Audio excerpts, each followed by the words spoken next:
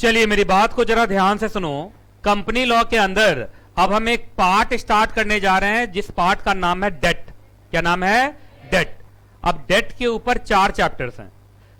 एक तो debt instrument आज स्टार्ट ही हो गई, उसके बाद अगला चैप्टर डिबेंचर है, फिर डिपॉजिट है, फिर चार्ज है। तो 4 चैप्टर आपको मिलेंगे किसके ऊपर? डेट के पार्ट के ऊपर, है ना। तो एक पार्ट स्टार्ट होने जा रहा है और उस पार्ट का इंट्रो चैप्टर है ये।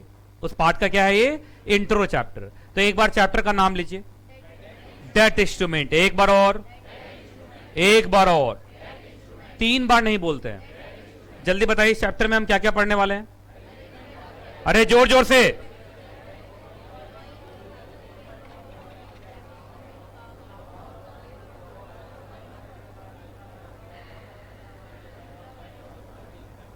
ठीक है, अब ध्यान से सुनिए जो मैं बोलने जा रहा हूं, एकदम शांति से सुनेंगे, ठीक है।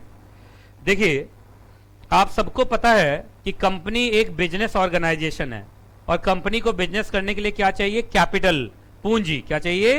पूंजी। तो कोई भी कंपनी अपने लिए 2 रूट से कैपिटल बनाती है। कितने रूट से? 2 रूट से। The first route is equity. Equity को हम शेयर वाला रूट कहते हैं। क्या कहते हैं? शेयर। इक्विटी शेयर नहीं लिखा मैंने, रूट का नाम इक्विटी है। रूट का क्या नाम है? इक्विटी। इस रूट से जो भी लोग आपको पैसा देंगे वो उस कंपनी के इक्वल ओनर बन जाएंगे। क्या बन जाएंगे? Equal owner.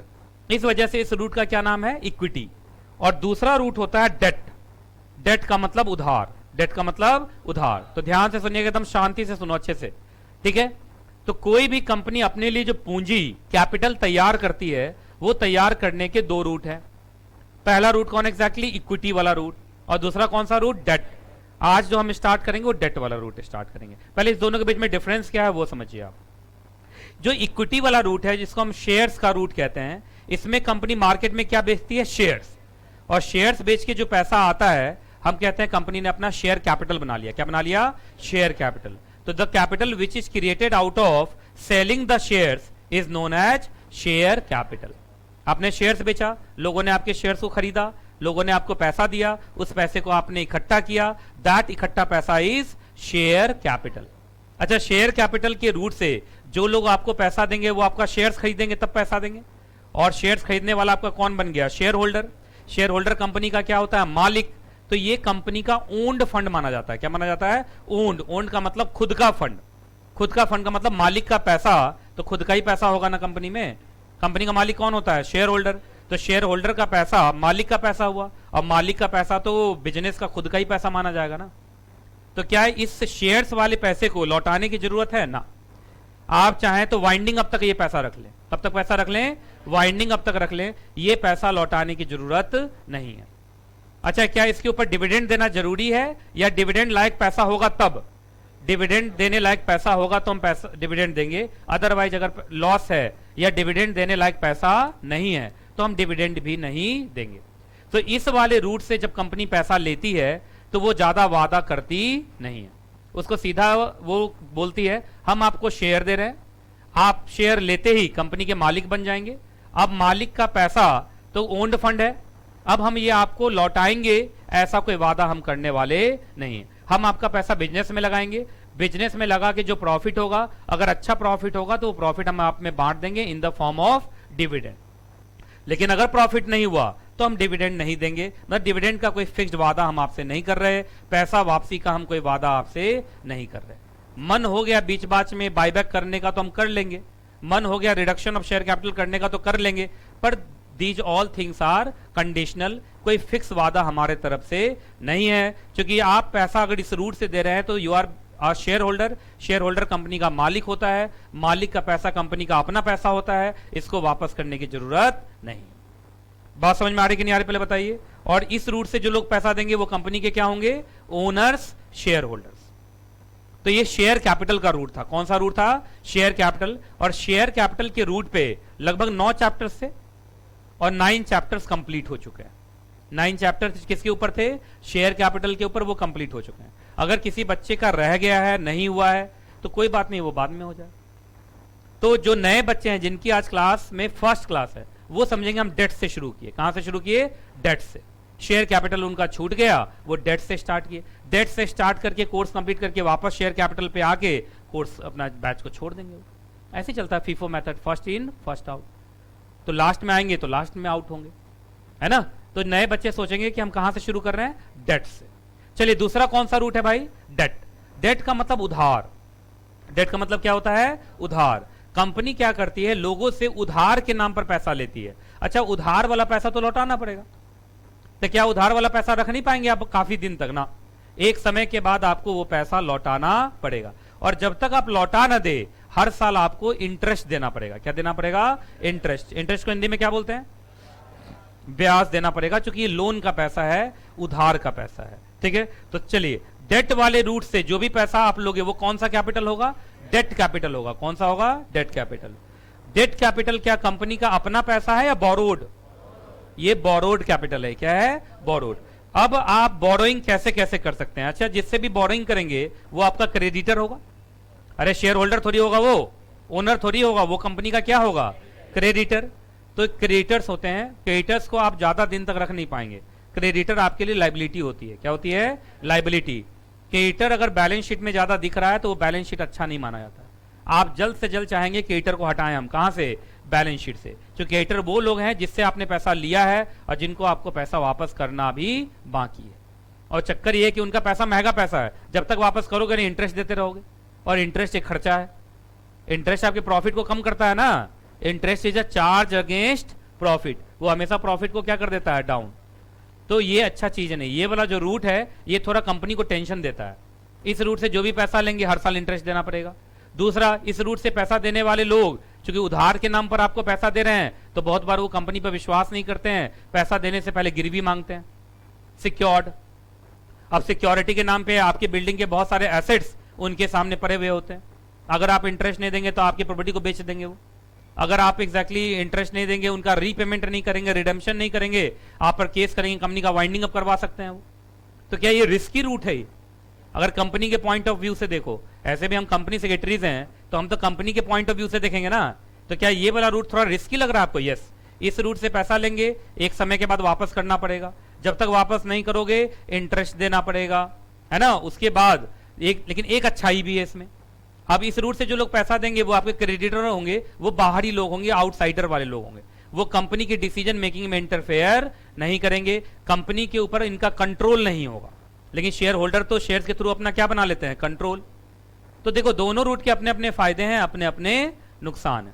अगर शेयर वाला रूट पकड़ोगे तो आपके तरफ से रीपेमेंट का कोई वादा नहीं है, डिविडेंड का कोई वादा नहीं है, पर ये जो लोग आएंगे इनके पास वोटिंग राइट चला जाएगा, ये कंपनी पर क्या बना लेंगे, कंट्रोल। अब इनसे बिना पूछे तुम कुछ कर नहीं सकते, है ना। डेट वाले रूट में ये फायदा है कि इनका कंट्रोल नहीं बनता कंपनी के ऊपर, है ना। ये इनके पास कोई वोटिंग राइट सब नहीं होता, ये कंपनी के अंदरूनी मामलों में इंटरफेयर नहीं करते। पर ये है कि हर साल इंटरेस्ट मांगते हैं, ये हर साल क्या मांगते हैं, इंटरेस्ट। और एक समय के बाद पैसा वापसी का भी प्रेशर बना देंगे। ऊपर से अगर आपका सिक्योरिटी लेके बैठ गए हैं, सिक्योर्ड लोन है, तो आपके सिक्योरिटी के साथ छेड़छाड़ करते रहेंगे वो। तो दोनों रूट के अपने फायदे भी हैं और नुकसान भी हैं। आज हमें क्या स्टार्ट करना है, डेट वाला रूट। डेट आप तीन तरीके से ले सकते हैं। आपका मतलब कंपनी, हम लोग कंपनी है ना, कंपनी सेक्रेटरी है, तो हम किसके बारे में सोचेंगे, कंपनी। कंपनी तीन तरीके से डेट ले सकती है। पहला बोलो, लोन।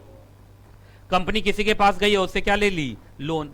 याद रखिएगा, लोन कंपनीज एक्ट से गवर्न नहीं होता है। लोन तो एक नॉर्मल चीज है, वो लोन अग्रीमेंट से चलता है। किससे चलता है, लोन अग्रीमेंट। वो इंडियन कॉन्ट्रैक्ट एक्ट हो सकता है, बैंक से लोन लिया तो बैंकिंग लॉ लग गया। कंपनीज एक्ट का लोन से ऐसा कोई खास मतलब नहीं है, तो लोन के ऊपर कोई भी चैप्टर नहीं। दूसरा रूट है डिबेंचर, डिबेंचर या बॉन्ड।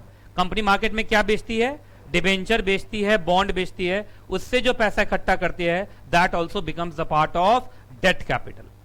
और एक तीसरा रूट है पब्लिक डिपॉजिट। आपने सुना होगा, जैसे बैंक एफडी उफडी का स्कीम्स लाते हैं और आपसे पैसा ले लेते हैं एफडी के नाम से, ऐसे कंपनीज भी FD, fix deposit, public deposit की स्कीम्स लाती है और आपसे पैसा लेके रख लेगी और एक समय के बाद वो आपको वापस कर देगी। लेकिन जब तक वो आपको वापस ना कर दे, वो आपको क्या देती रहेगी, इंटरेस्ट। तो ये तीन, देखिए इसमें तीन रूट दिखा रहा हूं, तीन में से दो पे चैप्टर है ना। डिबेंचर के ऊपर चैप्टर अगला, डिपॉजिट के ऊपर भी एक चैप्टर है। क्योंकि चाहे वो डिबेंचर हो, चाहे डिपॉजिट हो, चाहे लोन हो, वो सिक्योर्ड होता है। तो जब अपनी प्रॉपर्टी पर आप सिक्योरिटी क्रिएट करेंगे, that becomes charge, that becomes charge. तो एक चार्ज नाम का भी चैप्टर आएगा। क्या आएगा, चार्ज नाम का भी एक चैप्टर आएगा। ये बात समझ में आ गई। तो सबसे पहले आप कंसंट्रेट कीजिए कौन से रूट पे, डेट वाले रूट पे। कौन से रूट पे? डेट वाले रूट पे, है ना। तो डेट वाले रूट को एक बार देखो और उसको बोल बोल के जरा पढ़ो तो।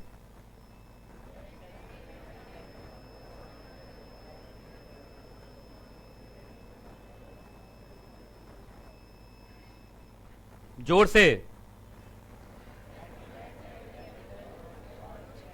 डेट क्या है भाई? तो डेट एक रूट है जिसके थ्रू कंपनी अपना क्या बनाती है? कैपिटल। अच्छा, डेट के थ्रू जो भी पैसा आएगा वो कौन से कैपिटल का पार्ट बनेगा? Debt capital. डेट कैपिटल हमेशा क्या होगा? Borrowed capital. बोरोड कैपिटल देने वाला कौन होगा? आपका क्रेडिटर होगा। अच्छा, एक बात बताइए, डेट लेने के कितने तरीके? तीन। पहला कौन? लोन। लोन कंपनीज एक्ट से गवर्न डायरेक्टली होता नहीं है, इसलिए लोन के ऊपर कोई चैप्टर नहीं है। दूसरा कौन? Debenture bond. डिबेंचर बॉन्ड पे प्रॉपर एक चैप्टर है। तीसरा कौन? डिपॉजिट। इसके ऊपर भी चैप्टर है, क्योंकि लोन सिक्योर्ड भी हो सकते हैं। सिक्योरिटी क्रिएट करते वक्त हम अपने प्रॉपर्टी पे क्या क्रिएट करते हैं? चार्ज। तो चार्ज नाम का भी एक चैप्टर हमें मिलेगा। तो चलिए शुरू करें लाइन बाय लाइन। इस दोनों के बीच में डिफरेंस समझ में आ गया। पहला वाला रूट के थ्रू एक अच्छी बात क्या, जल्दी बताओ, कि यहां डिविडेंड का कोई फिक्स्ड वादा नहीं है, पैसा वापसी का भी कोई फिक्स्ड वादा नहीं है। लेकिन एक नुकसान है इधर, बताओ क्या नुकसान है? इनके पास वोटिंग पावर रहेगा, ये आपके डिसीजन मेकिंग में इंटरफेयर करेंगे और आपको डिसीजन मेकिंग करने से पहले इनको पूछना पड़ेगा, बार बार जनरल मीटिंग में बुलाना पड़ेगा, वोटिंग कराना पड़ेगा। आप आंसरेबल होंगे। क्या होंगे? आंसरेबल होंगे। दूसरा वाला रूट कौन है? डेट। डेट में बुराइयां जरूर हैं कि हर साल क्या देना पड़ता है? इंटरेस्ट, और एक समय के बाद पैसा वापस भी करना पड़ता है। पर एक अच्छाई है कि ये कंपनी से बाहर ही दिखेंगे, कंपनी के इंटरनल मामलों में इंटरफेयर नहीं करेंगे, इनके पास कोई भी वोटिंग राइट होता नहीं है। हम स्टार्ट कर रहे हैं डेट वाला रूट, ठीक है। अब ये चार्ट आपके बुक में बना हुआ, देखो तो कहां पे बना हुआ है ये चार्ट? ये बना हुआ ना। तो आगे बढ़े, तो चलिए शुरू करते हैं भाई। एक काम करो, लाइन बाय लाइन पढ़ जाओ इस पूरे को, लाइन बाय लाइन।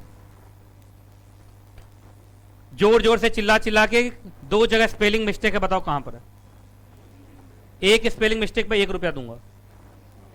जल्दी ढूंढो, जल्दी ढूंढो, पैसा कमाने का सुनहरा मौका।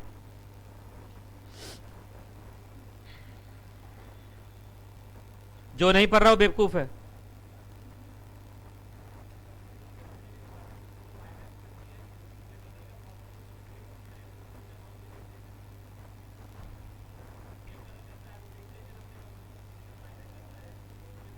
बायबैक कंपनी तब करती है जब कंपनी के पास रिजर्व बहुत ज्यादा होते हैं। प्रॉफिटेबल कंपनी बायबैक करती है।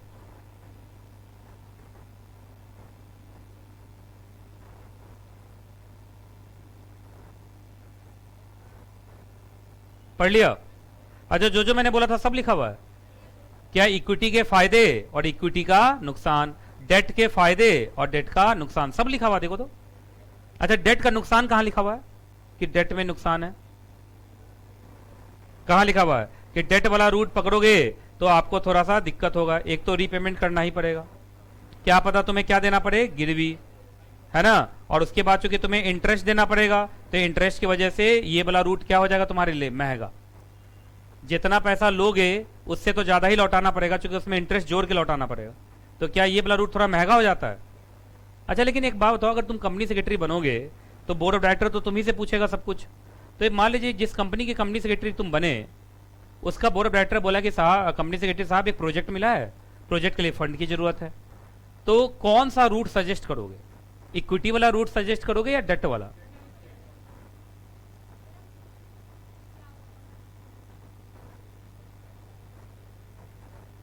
याद रखिएगा, कोई हार्ड एंड फास्ट आंसर नहीं हो सकता है इसका। तुम लोग क्या करते हो ना, जो चैप्टर चल रहा है उसी को महान बताते हो। जब मैं शेयर पढ़ा रहा था, कहा शेयर जैसा दुनिया में कुछ नहीं है सर। और जब आज डेट पढ़ा रहा हूं, कहा डेट तो सबसे अच्छा है सर। तो सुनिए, ऐसा कुछ भी नहीं है। It totally depends on the circumstances. अगर कंपनी की गुडविल अच्छी है मार्केट में तो वो शेयर्स बेच पाते हैं, लेकिन कंपनी की गुडविल अच्छी नहीं है तो उनका शेयर्स कोई नहीं खरीदता है। आप किसी ऐसे कंपनी का शेयर्स खरीदोगे जहां पे डिविडेंड का कोई फिक्स्ड वादा नहीं है और कंपनी का परफॉर्मेंस का तुमको कुछ पता नहीं है, तुमको तो लगेगा क्या पता कंपनी पैसा ले ले अब 20 साल तक डिविडेंड ना दे। सही कह रहा हूं कि नहीं कह रहा हूं? लेकिन अगर कंपनी का गुडविल नहीं है और कंपनी वादा कर रही है कि नहीं भाई हम आपको सिक्योरिटी भी दे रहे हैं, सिक्योरिटी के नाम पर पैसा ले रहे हैं, है ना, तो आप पैसा देने के लिए फिर भी तैयार हो जाओगे कि कंपनी अगर घटिया भी है तो हम सिक्योरिटी बेच के पैसा निकाल लेंगे। ऊपर से हर साल इंटरेस्ट मिलेगा ही मिलेगा, क्योंकि interest is charge against profit. Company तो अपने कैपिटल में से भी इंटरेस्ट देती है। उसके लिए प्रॉफिट होना जरूरी थोड़ी है। तो कंपनी का गुडविल अगर अच्छा नहीं है, कंपनी नई नहीं है, स्टार्टअप है, आप जानते हैं स्टार्टअप कंपनी के शेयर्स कभी नहीं बिकते। कौन लेगा स्टार्टअप कंपनी का शेयर? क्योंकि इन्वेस्टर के पॉइंट ऑफ व्यू से देखोगे तो शेयर रिस्की होता है, और इन्वेस्टर के पॉइंट ऑफ व्यू से देखोगे तो डेट वाला रूट उनके लिए थोड़ा अच्छा होता है कि चलो भाई आज पैसा दूंगा, एक समय के बाद पैसा वापस भी हो जाएगा, जब तक वापस नहीं होगा इंटरेस्ट भी मिलेगा, ऊपर से हमने पैसा सिक्योरिटी लेके दिया है तो हम ऐसे ही सिक्योर्ड हैं, कंपनी पैसा वापस नहीं करेगी, प्रॉपर्टी बेच लेंगे कंपनी का। तो it totally depends on what the circumstances of the case. और भी है, आप डेट ऑलरेडी बहुत ज्यादा कंपनी ने लिया हुआ है, एक डेट इक्विटी रेशियो भी होता है कि इक्विटी के मुकाबले डेट दुगुना से ज्यादा नहीं होना चाहिए। कंपनी ऑलरेडी दुगुना से ज्यादा डेट ले चुकी है, तब तो उनके पास सिर्फ शेयर्स का ही रूट बचेगा। देखिए आप ना रटिए मत चीजों को, be a qualified company secretary और नॉलेजेबल कंपनी सेक्रेटरी। ऐसे कंपनी सेक्रेटरी बनिए कि आप अपने बोर्ड ऑफ डायरेक्टर के लिए वैल्यू एडिशन कीजिए। बोर्ड ऑफ डायरेक्टर को जब आप एडवाइस करें तो आपके एडवाइस को बोर्ड ऑफ डायरेक्टर माने। जब आप इस लेवल पे बात करोगे कि सर मैंने बैलेंस शीट देखा है, मैं देख रहा हूं डेट ऑलरेडी दुगुना है, तो सर डेट के लिए तो स्कोप ही नहीं बचता है, अब हमें शेयर्स इशू करना पड़ेगा। तो इस तरीके से बात करोगे तभी तो अच्छा लगेगा डायरेक्टर्स को, है कि नहीं? जैसे बोर्ड ऑफ डायरेक्टर ने पूछा कंपनी सेक्रेटरी क्या करें, कहा सर कल रात में डेट पड़ा है, डेट लाइए। ये कोई मतलब है? तो बहुत सोच समझ के होता है। दोनों रूट के अपने फायदे भी हैं, नुकसान भी है ना। अब हम क्या पढ़ने जा रहे हैं? डेट। तो डेट वाले का इंट्रो समझ में आ गया, कोई दिक्कत?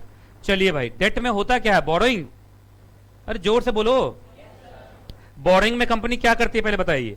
तो बोरोइंग एक मैकेनिज्म है जिसमें पैसा कैसे अरेंज किया जाता है? Through external resources. External resources कैसे? आपका क्रेडिटर हमेशा एक्सटर्नल होगा और शेयर होल्डर हमेशा इंटरनल होगा। अरे ये भी तो है, शेयर वाला रूट क्या होता है? इंटरनल, और डेट वाला रूट क्या होता है? एक्सटर्नल। हम बाहरी लोगों से पैसा मांगते हैं, और जिससे पैसा मांगते हो जिंदगी भर बाहर ही रहेगा, क्योंकि वो शेयर होल्डर थोड़ी बनने वाला हो, तो क्रेडिटर बनने वाला है। क्रेडिटर को थोड़ी बुलाते हैं जनरल मीटिंग में, हम क्रेडिटर से थोड़ी वोटिंग राइट करते हैं, ठीक है। और उसके बाद क्या एकदम क्लियरली उनको बोलते हो कि पैसा आपका वापस करेंगे ही करेंगे, पक्का है, चाहे एम्प्लॉयड चाहे एक्सप्रेस, पैसा तो वापस होगा। और जब तक पैसा वापस नहीं होगा आपको हर साल क्या देना पड़ेगा? इंटरेस्ट भी देना पड़ेगा। तो बोरोइंग वो रूट है जिसमें पैसा आएगा एक्सटर्नल सोर्सेस से, और पैसा हमें वापस तो करना ही पड़ेगा, एक समय के बाद पैसा आपको वापस करना पड़ेगा। चलिए, जब भी आप क्या करेंगे बोरोइंग, तो ये सारे लॉ लगेंगे। इस सब लॉ का नाम बोलना स्टार्ट करो। सबसे पहला कौन सा नाम? SEBI ICDR regulation. अरे बोलते चलो, सेबी आईसीडीआर रेगुलेशन। ये याद रखिएगा, ये तब लगता है जब आप पब्लिक इशू लाते हैं डिबेंचर का। पब्लिक इशू वो भी किसका? कन्वर्टेबल डेट इंस्ट्रूमेंट का, क्योंकि आईसीडीआर जो है ना वो शेयर्स के लिए है। तो अगर आप कन्वर्टेबल लाएंगे तो आज ना कल वो शेयर्स में कन्वर्ट होगा, तो सेबी आईसीडीआर लग जाएगा। तो public issue of convertible debt instrument. Debt instrument बताओ तो कौन कौन होता है? एक लोन भी डेट इंस्ट्रूमेंट है, डिबेंचर भी डेट इंस्ट्रूमेंट है, बॉन्ड भी डेट इंस्ट्रूमेंट है, और डिपॉजिट भी डेट इंस्ट्रूमेंट है। जब तुम मॉड्यूल सेकंड में जाओगे और सिक्योरिटी लॉ पढ़ाऊंगा, शेयर मार्केट का लॉ, तो वहां एक चैप्टर ही है डेट मार्केट। अब वहां से डेट इंस्ट्रूमेंट के बारे में बात होती है, तो वहीं ये सब लॉ पढ़ाया जाएगा। ये सब लॉ आपको यहां नहीं पढ़ाया जाएगा। सेबी का लॉ तो सिक्योरिटी लॉ है, वो मॉड्यूल सेकंड में। चलिए अगला, ये बताओ कौन सा लॉ? सेबी लोडर। इसको क्या बोलते हैं? सेबी लोडर, सब मॉड्यूल सेकंड में। ये जब आप लिस्टिंग कराओगे, क्या कराओगे? Listing of debt securities. आप जानते हैं पब्लिक इशू लाएंगे अगर डेट सिक्योरिटी का, पब्लिक इशू के बाद स्टॉक एक्सचेंज पर लिस्टिंग क्या हो जाती है? मैंडेटरी। आपको मालूम है ना, स्टॉक एक्सचेंज पर डिबेंचर की भी ट्रेडिंग होती है। बहुत लोगों को क्या लगता है कि स्टॉक एक्सचेंज पर सिर्फ शेयर्स की ट्रेडिंग होती है, ऐसा नहीं है। डिबेंचर की भी ट्रेडिंग होती है, बॉन्ड की भी ट्रेडिंग होती है। अरे शेयर मार्केट बहुत बड़ा मार्केट है भाई, उसका एक डेट मार्केट का सेगमेंट है, इक्विटी सेगमेंट है, बहुत सारा सेगमेंट है। सब मॉड्यूल सेकंड में पढ़ाऊंगा। आगे, SEBI issue and listing of debt security. कहा sir issue, public issue listing के लिए तो पहले बता दिया लॉ, याद रखिएगा ये सब कन्वर्टेबल था। अब ये जो है नॉन कन्वर्टेबल। नॉन कन्वर्टेबल मतलब शुरू से अंत तक क्या रह जाएगा? डेट। ये शेयर्स में कन्वर्ट होगा ही नहीं। तो क्या ला रहे हैं? यही लिखा हुआ है, पब्लिक इशू ला रहे हैं। क्या ला रहे हैं? Public issue. और उसके बाद क्या करवा रहे हैं? लिस्टिंग। कैसे? सिक्योरिटीज का नॉन कन्वर्टेबल। नॉन कन्वर्टेबल का मतलब उसका शेयर से कोई भी रिश्ता नाता नहीं है। तो अगर शेयर से कोई रिश्ता नाता नहीं तो आईसीडीआर तो लगेगा नहीं, लोडर तो लगेगा नहीं, तो उसके लिए अलग से लॉ है। लॉ का नाम बोलो, SEBI issue and listing of debt securities regulation 2008। तो नॉन कन्वर्टेबल डेट सिक्योरिटीज के पब्लिक इशू प्लस लिस्टिंग। बात समझ में आ गया? अगला जरा इसको पढ़िए।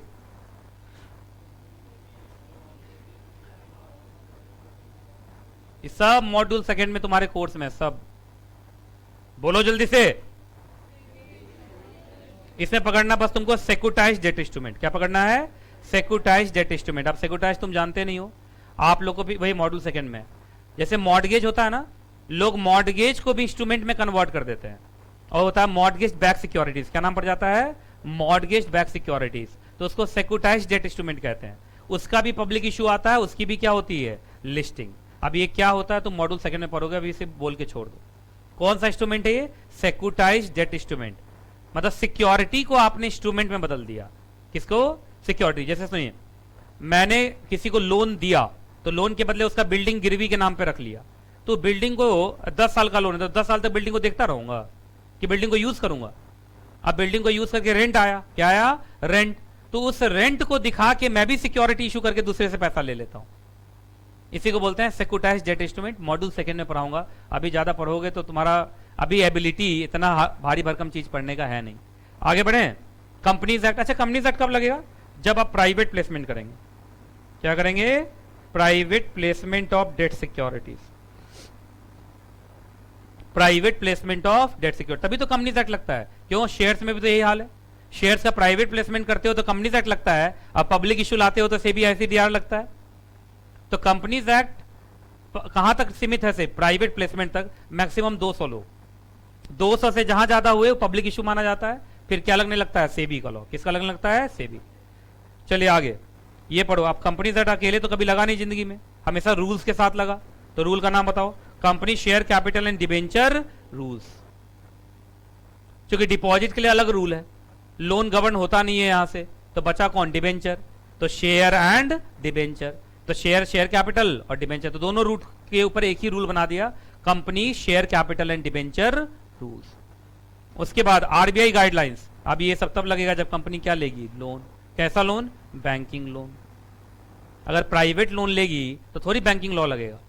अब मैं किसी राम मोहन सोहन से लूंगा तो लोन एग्रीमेंट से चलेगा, लेकिन अगर आप बैंकिंग लोन ले रहे हैं तो आरबीआई की गाइडलाइंस भी लगेंगे। और हर कंपनी, अच्छा क्या लगता है तुम्हें, शेयर कैपिटल ज्यादा कंपनीज में होता होगा कि डेट कैपिटल? फिर वही बात, कंपनी कंपनी पर डिपेंड करता है ना। पर मैं इतना आपको जरूर बताऊं, डेट वाला भी काफी रहता है। एक बच्चों में मैंने ना एक साइकोलॉजी देखा है, हर बच्चे, हाँ हर बच्चे में एक साइकोलॉजी क्या देखा है, वो 11 से उसको हिला दिया जाता है।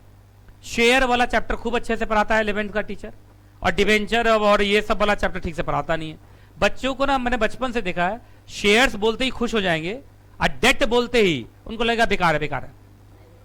और आपको विश्वास नहीं होगा, जितनी स्टार्टअप है सब डेट पे तो चलती है, नहीं चलती है। केंद्र सरकार हो, राज्य सरकार हो, सब ऐसी ऐसी योजना लाती है। मुद्रा योजना का नाम सुनाओ, जिसमें जो स्टार्टअप्स हैं उनको लोन दिया जाता है।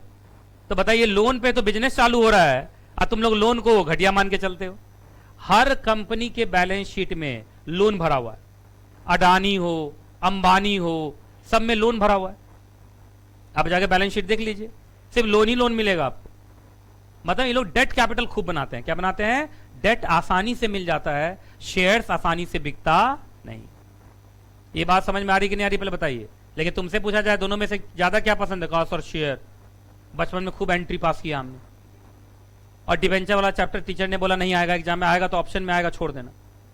अच्छा 11th के अकाउंट्स एग्जाम में होता भी यही है, या तो शेयर पे क्वेश्चन बड़ा सा आता है और डेट। हर बच्चा क्या करता है, डेट को छोड़ के शेयर वाला करके आता है। क्योंकि 11th का टीचर शेयर पे 2-2 महीने का टाइम लगाता है, और डेट वाला जब पार्ट आता है जल्दी जल्दी जल्दी जल्दी कराएगा, जिसमें देखा जाए डेट ज्यादा इजी है।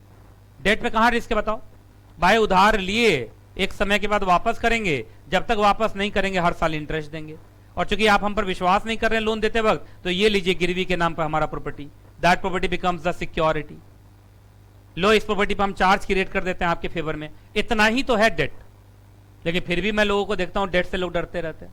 सब साइकोलॉजिकल है, कुछ नहीं। मुझे तो डेट ज्यादा पसंद है कि नहीं? चलिए अब तुम देखो ना, शेयर पे 9 चैप्टर है और डेट पर सिर्फ 4 चैप्टर है। तो डेट ज्यादा आसान हुआ कि नहीं आसान हुआ, पहले बताइए। चलिए भाई हेडिंग बोलो। ना ना जोर से नहीं बोला, ऐसे नहीं चलेगा। तो 2 बार से मन नहीं भरता यार। अरे 3 बार बोलोगे? हाँ। अच्छा एक बात बताइए, क्या कंपनी के पास बोरिंग पावर होती है? मतलब कंपनी के पास बोरिंग पावर है, कंपनी कैन बोरो और नॉट? क्या कंपनीज एक्ट ने कंपनी को बोरिंग पावर दिया है कि कंपनी कैन बोरो? अरे बोरो का मतलब डेट कैपिटल, कंपनी बोरो कर सकती है। तो चलो इससे जुड़ा हुआ लॉ पढ़ाता हूं।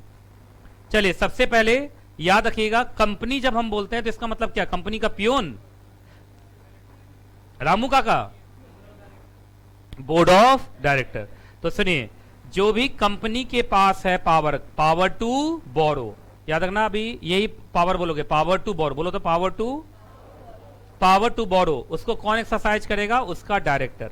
डायरेक्टर्स लिखा है, इसका मतलब बोर्ड ऑफ डायरेक्टर्स। कोई अकेला डायरेक्टर एक्सरसाइज कर सकता है? अकेला डायरेक्टर गया और कंपनी के नाम पे लोन लेके आ गया, लोन से घूम रहा है, या बोर्ड ऑफ डायरेक्टर कलेक्टिव, बोलो कलेक्टिव पावर है। तो सारे डायरेक्टर्स को पहले आपस में मिलना पड़ेगा, बोर्ड मीटिंग होगा, प्रॉपर बोर्ड रेजोल्यूशन पास होगा। तो कोई अकेला डायरेक्टर ऐसा कर नहीं सकता। नहीं तो मालूम चला डायरेक्टर की बेटी की शादी है, जाकर ले लिया कंपनी के नाम पे लोन, और दहेज में सारा पैसा दे दिया। तो इसलिए याद रखिए, बोरोइंग का मिसयूज हो सकता है। बोरोइंग का क्या हो सकता है? मिसयूज। इसलिए इतना लॉ है। तो डायरेक्टर चैप्टर में जब हम पहुंचेंगे ना, तो एक चैप्टर, एक सेक्शन आएगा लोन्स टू अ डायरेक्टर। वो loans to a director section पढ़ाने में 3 घंटे लगा दूंगा अकेले। कहा सर पहले ये खत्म कर लें, पहले से डरा रहे हैं आप। तो डायरेक्टर तो अभी होने वाला है ना, जब डायरेक्टर होगा तब पता चलेगा, सुबह से शाम तक। कहा अभी भी तो सुबह से शाम तक ही हो रहा है, इकलौता टीचर सुबह से शाम तक दिखता है। हम बोर हो गए आपसे, आपका चेहरा देख देख के। देखना पड़ेगा भाई। चलिए अच्छा जल्दी बताइए, कौन सा सेक्शन लगता है पावर टू बोरो पे? 179। चलो सेक्शन जल्दी से बोलो, कौन सा? तो 179 is the section which deals with the power to borrow. Power to borrow. अब सुनिए जरा ध्यान से, सेक्शन 179 का कहना है कि कोई भी कंपनी चाहे इनसाइड इंडिया चाहे आउटसाइड इंडिया से बोरोइंग कर सकती है, कोई दिक्कत वाली बात नहीं है। पर याद रखिएगा, अगर डिबेंचर के थ्रू बोरोइंग कर रहे हो, किसके थ्रू? डिबेंचर। चूंकि डिबेंचर के थ्रू बोरोइंग जो है ये प्राइवेट बोरोइंग नहीं है, पब्लिक बोरोइंग। डिबेंचर में तो पूरे पब्लिक को हम डिबेंचर बेचते हैं। तो क्या छोटा मोटा बोरोइंग है, बड़ा बोरोइंग है? बड़ा है ना। अरे लोन 5 लाख 10 लाख 20 लाख का ले सकते हो 1 to 1 करके। लेकिन अगर आप डिबेंचर पब्लिक इशू ला रहे हो, भारत जैसे देश में 135 करोड़ जनता है, 10-10 रुपए का डिबेंचर भी खरीदेगा तो 1350 करोड़ रुपए आ जाएगा, नहीं आ जाएगा? तो इसलिए बोला कि नहीं, इसको तो सिर्फ डायरेक्टर्स कहां पे डिसीजन ले सकते हैं? Eight there duly convened meeting. तो ये बोर्ड मीटिंग है। क्या है ये? Board meeting. और बोर्ड मीटिंग में क्या पास करना पड़ेगा? Board resolution. Proper board resolution pass होगा, ठीक है, अगर डिबेंचर के थ्रू बोरोइंग करना है तो। अच्छा एक बात बताइए, क्या डिबेंचर वाले बोरोइंग का पावर क्या डेलीगेट हो सकता है? क्या बोर्ड ऑफ डायरेक्टर अपने किसी ऑफिसर को डेलीगेट कर सकता? ना, बोल तो रहा हूं 179 साफ साफ बोला था कि डिबेंचर वाला रूट है, तो ये सब मिलके ही एक्सरसाइज करेंगे at a board meeting by passing the board resolution. ये किसी एक को क्या नहीं हो सकता? डेलीगेट नहीं हो सकता। अच्छा लेकिन अदर रूट जो है, जैसे लोन लेने का पावर, डिपॉजिट वाला पावर, क्या ये सब डेलीगेट किया जा सकता है? देखो डिबेंचर वाला तो नहीं किया जा सकता, लेकिन बाकी बोरोइंग पावर डेलीगेट किया जा सकता है। यस, बाकी, यहां से बाकी हो गया, बाकी जो पावर टू बोरो है अदर देन डिबेंचर, आप चाहें तो डेलीगेट कर सकते हैं। अच्छा डेलीगेट करने के लिए भी क्या पास करना पड़ेगा? BR। कहां? बोर्ड मीटिंग में। अच्छा किसके फेवर में डेलीगेशन कर सकते हैं? आप अपने कमिटी ऑफ डायरेक्टर्स को पावर दे सकते हैं, आप अपने मैनेजिंग डायरेक्टर को पावर दे सकते हैं, आप अपने मैनेजर को पावर दे सकते हैं। मैनेजर वो वाला नहीं, मैनेजर वाला नहीं। मैनेजर MD से भी ज्यादा पावरफुल होता है। कहा जाता है एक कंपनी में एक से ज्यादा MD हो सकते हैं, पर मैनेजर एक ही होता है, क्योंकि मैनेजर के पास 100% पावर होता है और मैनेजिंग डायरेक्टर के पास सब्सटेंशियल पावर होता है बस। तो ये मैनेजर वाला मैनेजर नहीं है, ये MD से भी पावरफुल है, वो वाला मैनेजर है। अगला, और एनी अदर प्रिंसिपल ऑफिसर। अब आप मुझे बताइए CS कहां आएगा इस चारों में से? Principal officer. याद रखिएगा, हम लोग जानते हैं ना, प्रिंसिपल ऑफिसर मतलब मेन ऑफिसर हैं हम, समझे ना? तो हमें भी पावर डेलीगेट किया जा सकता है। तो जैसे बोर्ड ऑफ डायरेक्टर ने पावर डेलीगेट कर दिया बोर्ड रेजोल्यूशन पास करके कि हम अपने कंपनी सेक्रेटरी को 5 करोड़ तक के बोरोइंग का पावर देते हैं, तो कंपनी सेक्रेटरी कभी भी अपने समझ से 5 करोड़ रुपए तक का बोरोइंग कंपनी के बिहाफ पर कर सकता है। तो एक लिमिट होता है, याद रखिएगा हमेशा। और आपको बता दूं, बड़ी बड़ी कंपनी में ऐसे लिमिट होता है। एमडी अनलिमिटेड बोरोइंग कर सकता है, होल टाइम डायरेक्टर फाइनेंस इतना करोड़ तक, कंपनी सेक्रेटरी इतना करोड़ तक। बात समझ में आ गया? बाकी को तो पावर ही दिया नहीं जाता। तो ये कंपनी सेक्रेटरी तो ऑफिसर है, बाकी लोग थोड़ी ऑफिसर हैं। अरे जानते हो ना? तो फिर केएमपी में कौन आता है? सिर्फ कंपनी सेक्रेटरी आता है ना, चार्टर्ड अकाउंटेंट तो नहीं आता, सीएमए तो नहीं आता। तो इन लोगों को कोई पावर नहीं। आइए 1 2 3 4 चारों का नाम बोलो।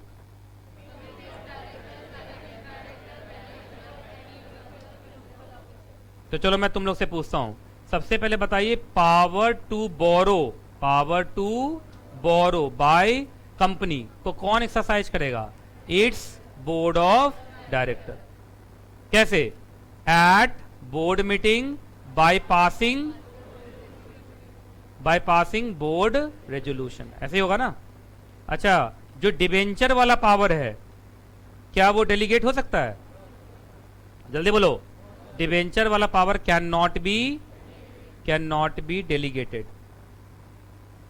लेकिन जो अदर बोरोइंग है, बोलो जल्दी, अदर बोरोइंग पावर क्या वो डेलीगेट हो सकता है? बोलो।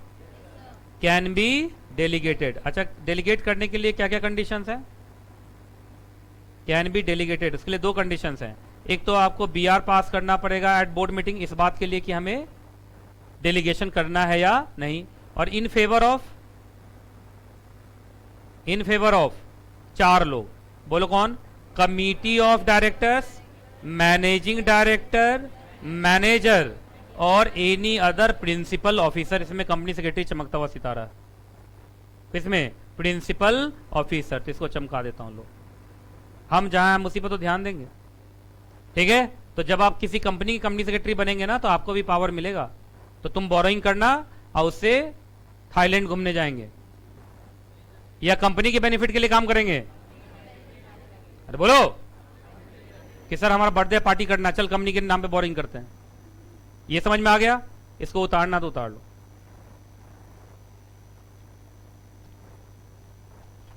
अगर हैंडराइटिंग समझ में ना आए, बगल वाले से पूछिए। अगर बगल वाले को भी समझ में ना आए, उसके बगल वाले से पूछिए।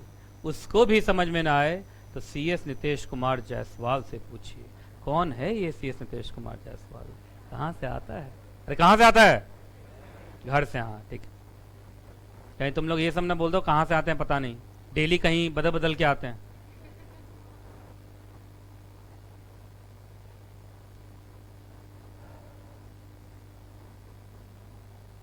अभी मैं थोड़ा तुम लोग घटिया हैंडराइटिंग देखूं,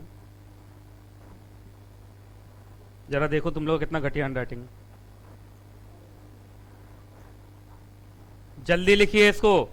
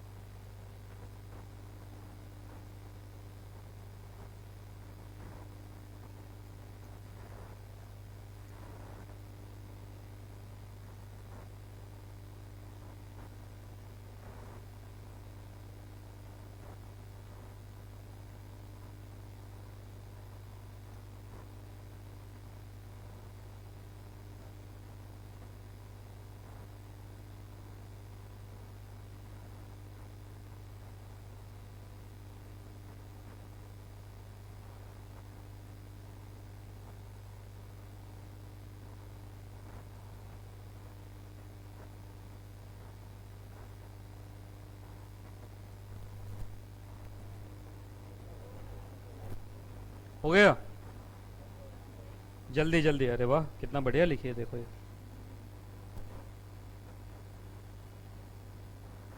हैंडराइटिंग अच्छा रखिएगा सब।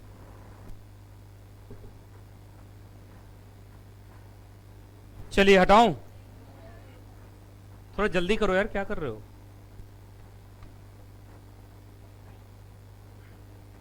ये सारी बातें कहां से आ रही हैं, कहां से आ रही हैं ये सारी बातें? सेक्शन 179। ठीक है, हो गया, जल्दी करो जल्दी।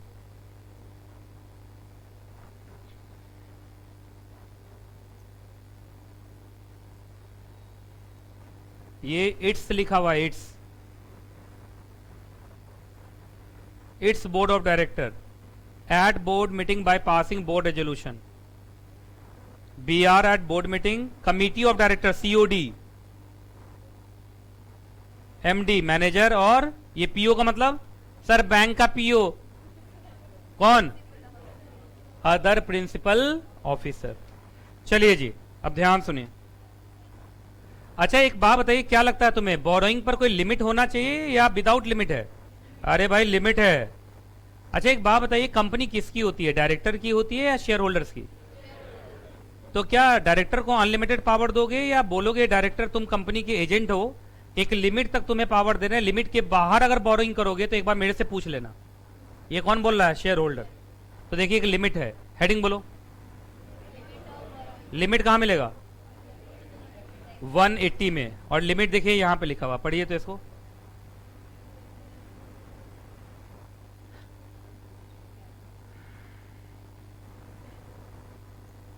पढ़ लिया? चलिए सुनिए, maximum borrowing by board of directors. Board of director कितना बोरोइंग कर सकता है, ये ना? तो याद रखिएगा, इनका जो बोरोइंग होगा दैट कैन बी आइदर, देख लीजिए सुनिए इधर देखिए, आइदर लेस देन और इक्वल टू व्हाट, क्या लिखा हुआ देखो, paid up share capital plus free reserves. आप अपने कंपनी का पेड अप शेयर कैपिटल लिखिए, फ्री रिजर्व लिखिए, दोनों को जोड़िए, वहां तक का बोरिंग बोर्ड ऑफ डायरेक्टर्स कर सकता है। अगर उससे ज्यादा करना है तो इफ एक्सीड्स, तो शेयर होल्डर का अप्रूवल चाहिए। किसका अप्रूवल चाहिए? शेयर होल्डर का अप्रूवल चाहिए by passing the special resolution, share holder approval by passing SR, by passing SR। Special resolution तब पास माना जाता है जब 75% या उससे ज्यादा शेयर होल्डर हाँ में वोट कर दें। तो याद रखिएगा, अगर लिमिट से ज्यादा करेंगे तो शेयर होल्डर का अप्रूवल चाहिए by passing the special resolution. लेकिन यहां तक paid up share capital plus free जब तक है तो बोर्ड ऑफ डायरेक्टर कर सकता है, उसमें कोई दिक्कत वाली बात नहीं। बात समझ में आ गई?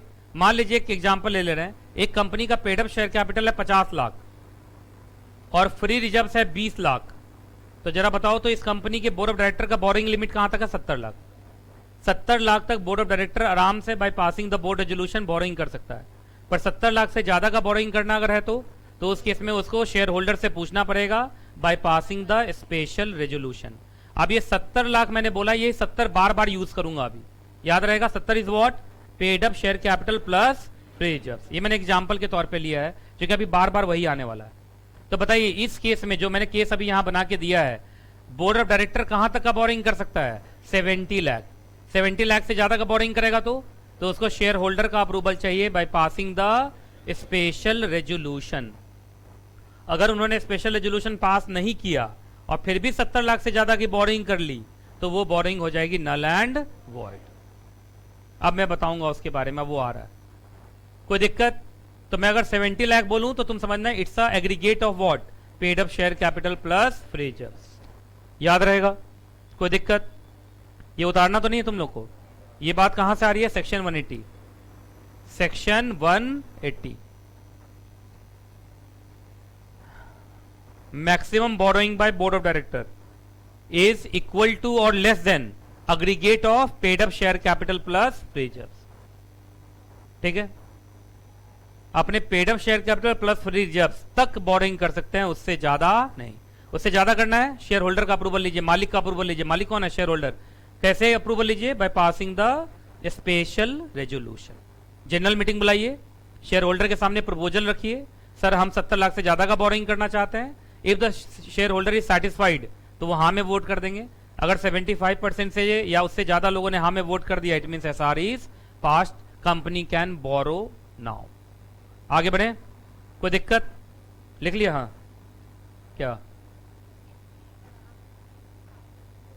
हम्म हम्म नहीं, डेट से स्टार्ट नहीं होते हैं, कैपिटल तो सबका थोड़ा बहुत होता ही है, तो शेयर होल्डर खुद ही अप्रूवल देता है। स्टार्टअप के जो मेन होते हैं वो खुद ही तो शेयर होल्डर होते हैं, नहीं होते हैं।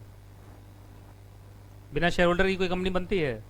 अगर पब्लिक कंपनी तो 7 शेयर होल्डर, तो सातों शेयर होल्डर मिलकर हाँ बोल देगा, 100% रेजोल्यूशन पास हो जाएगा वहाँ, है कि नहीं? स्टार्टअप को तो शेयर होल्डर ही बेचारा, शेयर होल्डर ही पैसा भी लगा रहा है, शेयर होल्डर ही चला रहा है, तो वो तो हाँ बोलेगा ही बोलेगा। चलिए कोई दिक्कत, आगे बढ़े। अब ये 180 हम फिर से पढ़ेंगे डायरेक्टर चैप्टर में, तो 180 को छोड़ दीजिए अभी आप। 180 सेक्शन हम फिर से कहां पढ़ेंगे? डायरेक्टर में। 180 पे वहां 2.5 घंटे का टाइम लगाऊंगा, कोई टेंशन, कोर्स भरपूर है, चिंता नहीं करना। चलो, अरे अब टेक्निकल आ गया। क्या आ गया? अब टेक्निकल। अब ये कॉन्सेप्ट आंखों से नहीं, दिमाग से देखो। किससे देखो? दिमाग से। जरा देखो तो क्या लिखा हुआ है, हेडिंग जोर से बोलेगा सारा बच्चा।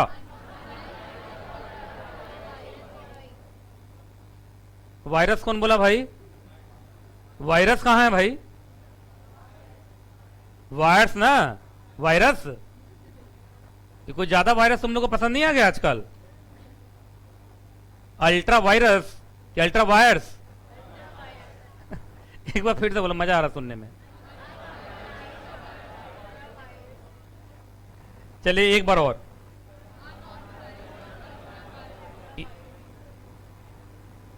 बस ऐसे टिक लगाओ।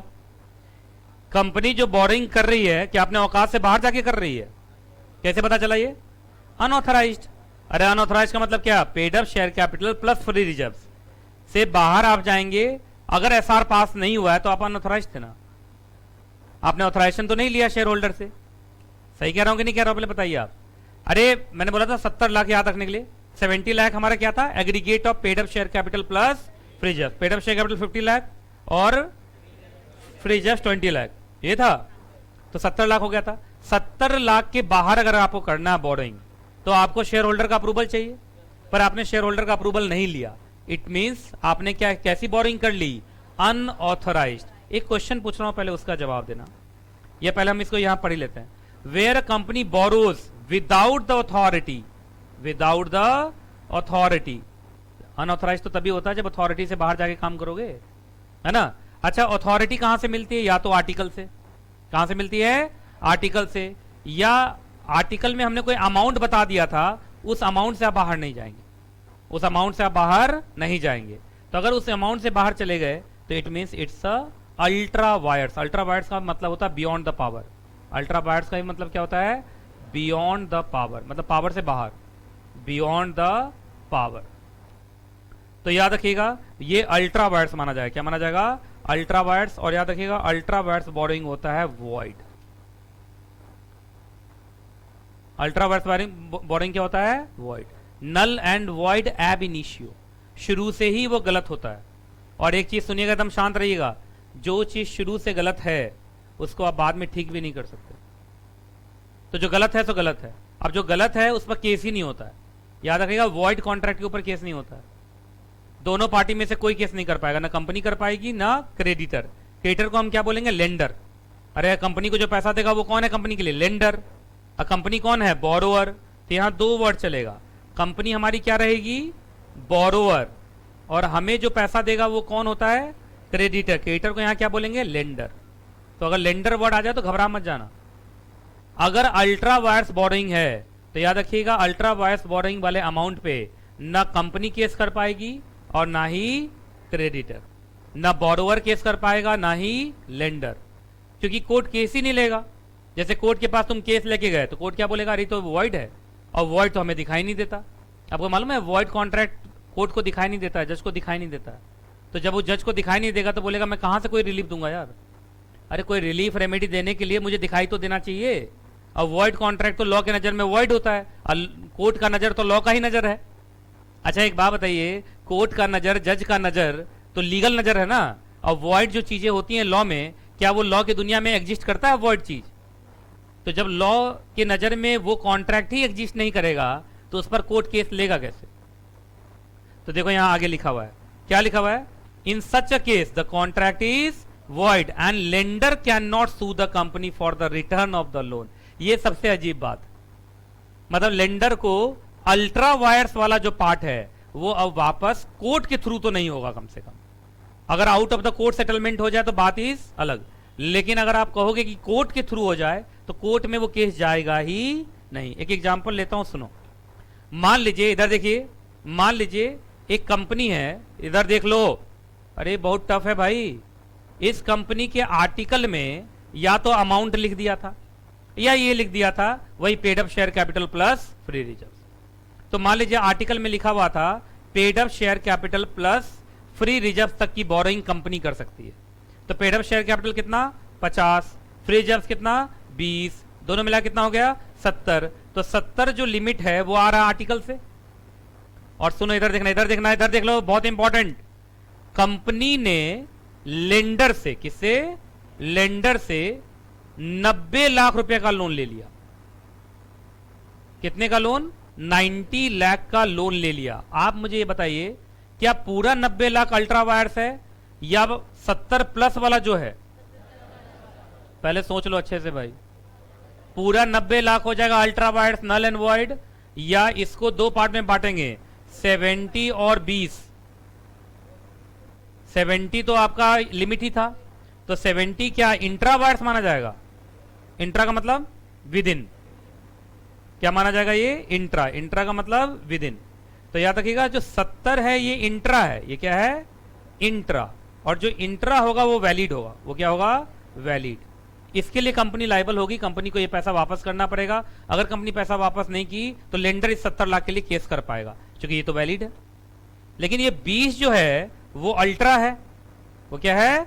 अल्ट्रा। और अल्ट्रा तो क्या होता है? वॉइड। इस 20 लाख के लिए अब लेंडर कंपनी पर केस नहीं कर पाएगा, है ना। कंपनी अपने मर्जी से लौटा दे तो बात अलग है, लेकिन अगर कंपनी कह दे बाद में कि मैं नहीं लौटाऊंगा तो इस 20 पर केस ही नहीं हो पाएगा, क्योंकि ये 20 क्या है? Ultra vires. अल्ट्रा वायर्स होता है नल एंड वॉइड, और जो वॉइड है उसके ऊपर तो केस हो ही नहीं सकता। केस क्या नहीं हो सकता? हो ही नहीं सकता। ये बात समझ में आ रही कि नहीं आ रही, पहले बताओ तो जल्दी बताइए। 70 लाख के लिए सू कर पाएगा लेंडर? यार 70 के लिए तो करेगा यार, 70 के लिए नहीं करेगा यार, 70 तो इंट्रा वायर्स है ना, लेकिन 20 के लिए नहीं कर पाएगा। तो बताइए इस केस का आंसर क्या होगा? Lender can sue for 70 lakhs. क्यों 70 लैक्स के लिए? बिकॉज ये इंट्रा था और इंट्रा तो वैलिड होता है। लेकिन lender can not sue, lender can not sue for 20 lakhs. क्यों 20 लैक्स? क्यों? बीइंग, बोलो, अल्ट्रा वायर्स। और अल्ट्रा वायर जो होगा वो क्या होता है? Null and void ab initio. तो जो चीज शुरू से गलत है कोर्ट की नजर में तो आएगा ही नहीं। जब कोर्ट की नजर में आएगा नहीं तो कोर्ट बोलेगा ये 20 लाख तो मुझे नजर ही नहीं आ रहा भाई, तो क्या रिलीफ दूं, क्या रेमेडी दूं? तो अब कुछ लोगों को बहुत बुरा लगा होगा, सर ये तो गलत है ना सर, लेंडर ने तो 90 लाख दिया था ना सर। तो भाई लेंडर को तो देखना चाहिए था। आपको याद है डॉक्ट्रिन ऑफ कंस्ट्रक्टिव नोटिस?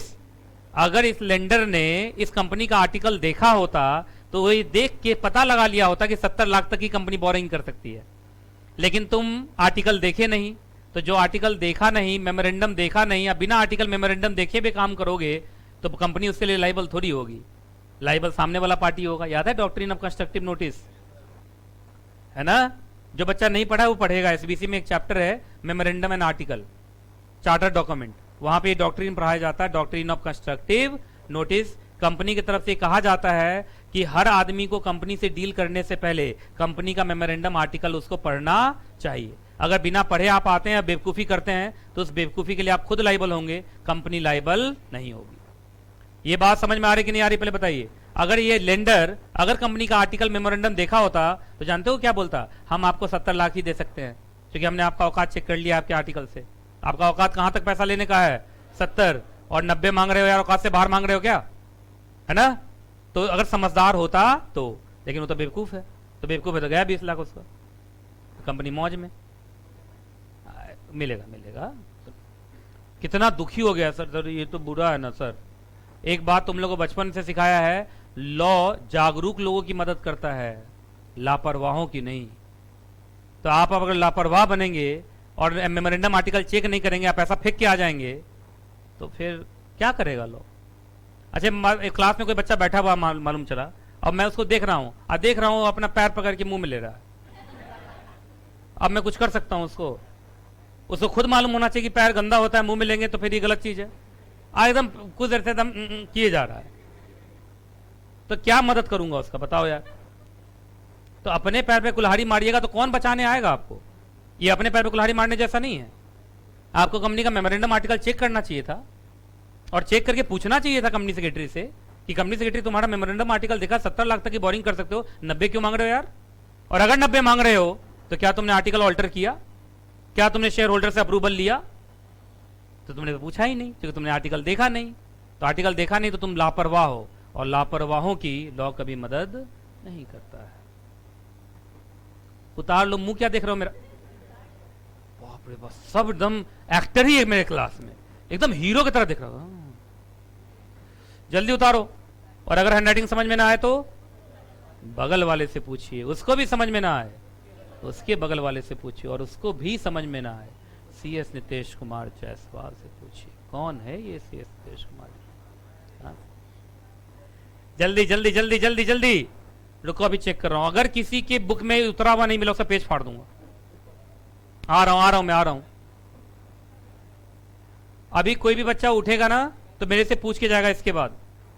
हाँ, इसके बाद अब कोई बच्चा उठ के इधर उधर जाएगा तो मेरे से पूछ के जाएगा, है ना? अभी रुक जाओ, आप जाओ।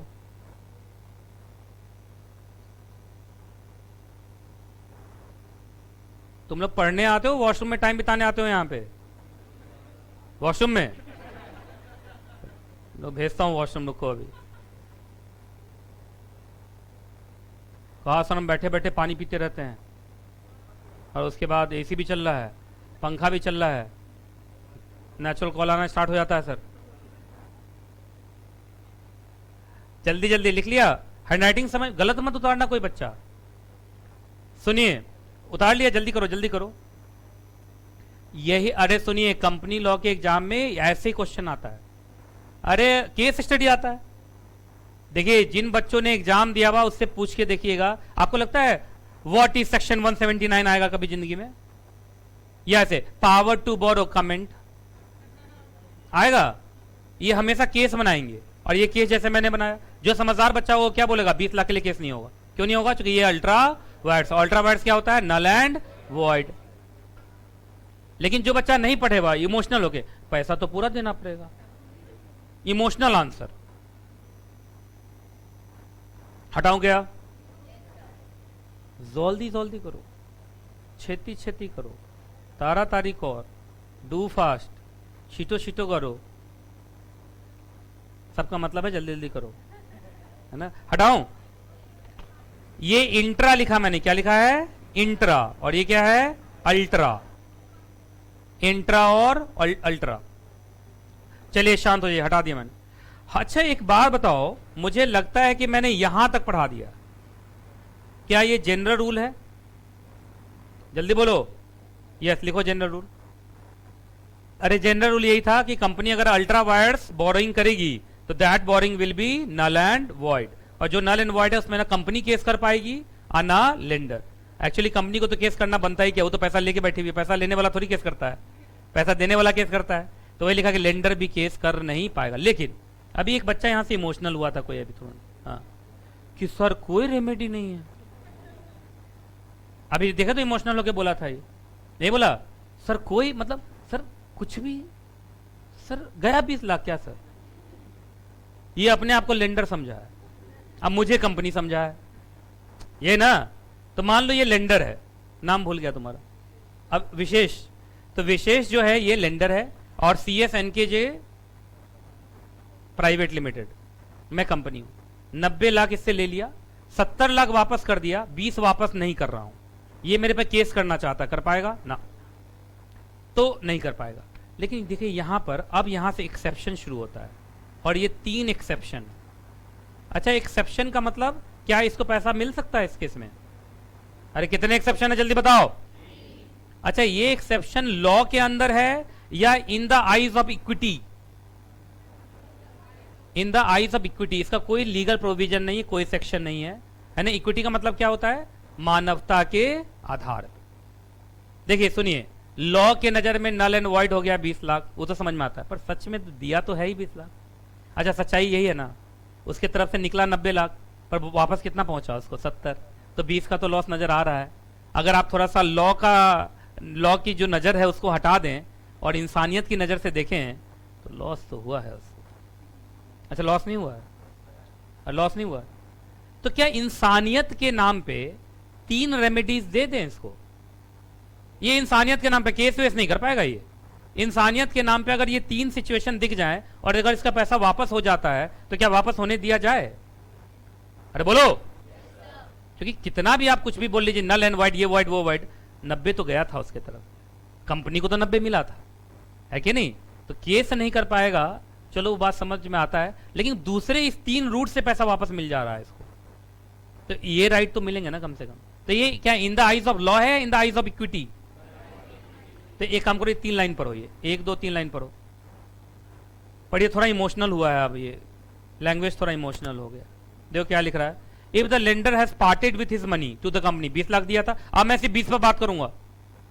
अरे 20 पे ही बात करूंगा ना, अल्ट्रा वायर्स कितना था, 20 ही था ना, 70 तो वापस कर ही रहा हूं, नहीं करूंगा तो केस भी कर लेगा मेरे पे, तो 70 वापस कर दिया है, 20 नहीं कर रहा था ना मैं, अब मैं 20 की बात कर रहा हूं। तो लिखा है if the lender has parted with his money with company under an ultra vires borrowing, जो भी 20 लाख मुझे दिया है, and is therefore unable to sue for its return, case तो कर पा नहीं रहा है मेरे पे, ये लिखा हुआ है।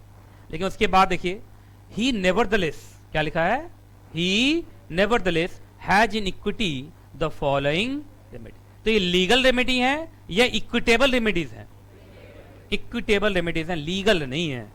अगर ये 3 सिचुएशन में इसको कुछ भला हो जाता है तो भला होने दिया जाएगा, उसको भी हम रोकेंगे नहीं। लेकिन ये सोचेगा केस कर ले मेरे पे, तो सो तो होने वाला नहीं है, क्योंकि वो 20 लाख क्या हो चुका है, नल एंड वॉइड।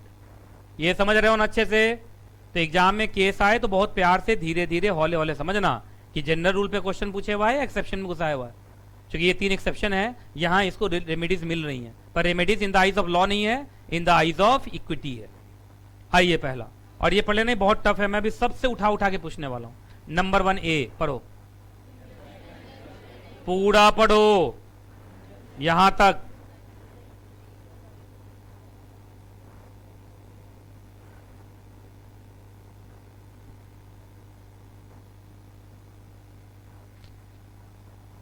आ गया समझ में? हाँ सर समझ में आ गया, 3 लाइन इंग्लिश में था, आ गया। चलो इधर सुनो, इधर सुनो, इधर देखो। हाँ जी, इससे मैंने 90 लिया, 70 लौटा दिया, 20 नहीं लौटा रहा हूं, अब 20 पर केस भी नहीं कर पाएगा, इतना तो सबको मालूम है, जनरल रूल है। तो इसको पता चल गया कि भाई 20 पर केस तो नहीं होगा।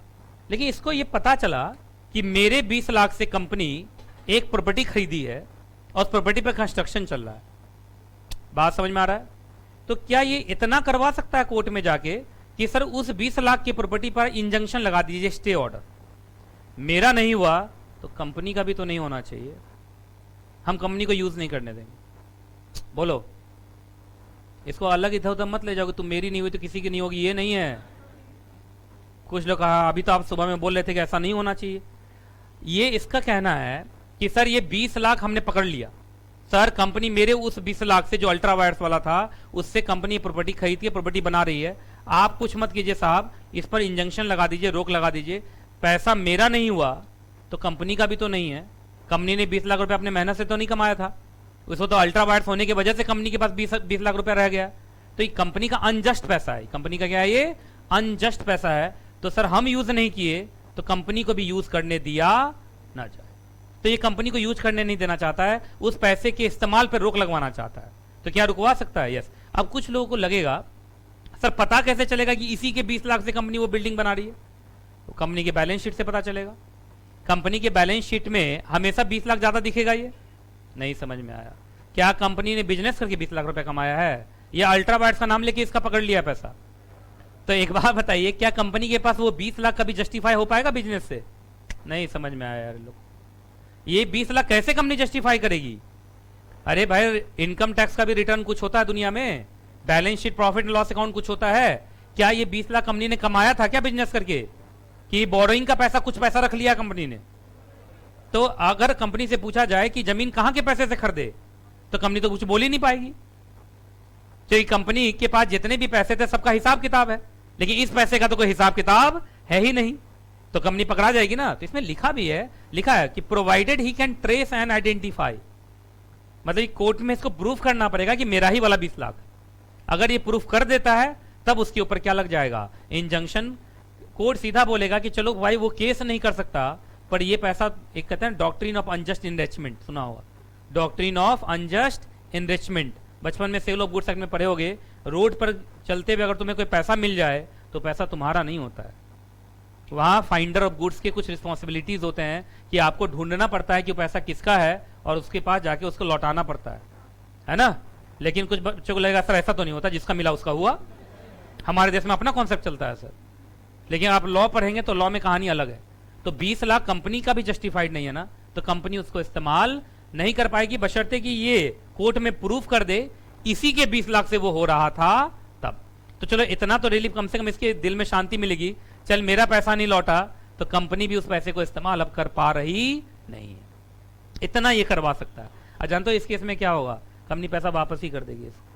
कैसे वापस कर देगी मालूम है, तो यूज तो करने दे नहीं रहा है, तो चल तू ले ले पैसा वापस। लेकिन हाँ फिर कोर्ट केस से नहीं हुआ है, ये आउट ऑफ अपने मर्जी से हुआ है, कंपनी अपने मर्जी से कर दे रही है। तो ये तो मैंने क्या बोला, कोर्ट में केस सिर्फ बना हुआ है 20 लाख के लिए, बाकी रूट तो खुले हुए हैं ना। आगे चलें, चलो अब ये तो सबसे टफ आ रहा है भाई, सब्रोगेशन। चलिए सब्रोगेशन पढ़िए तो 3 लाइन। अरे चिल्ला चिल्ला के पढ़ो, ये टफ है इसलिए पढ़वा रहा हूं तुम लोगों से।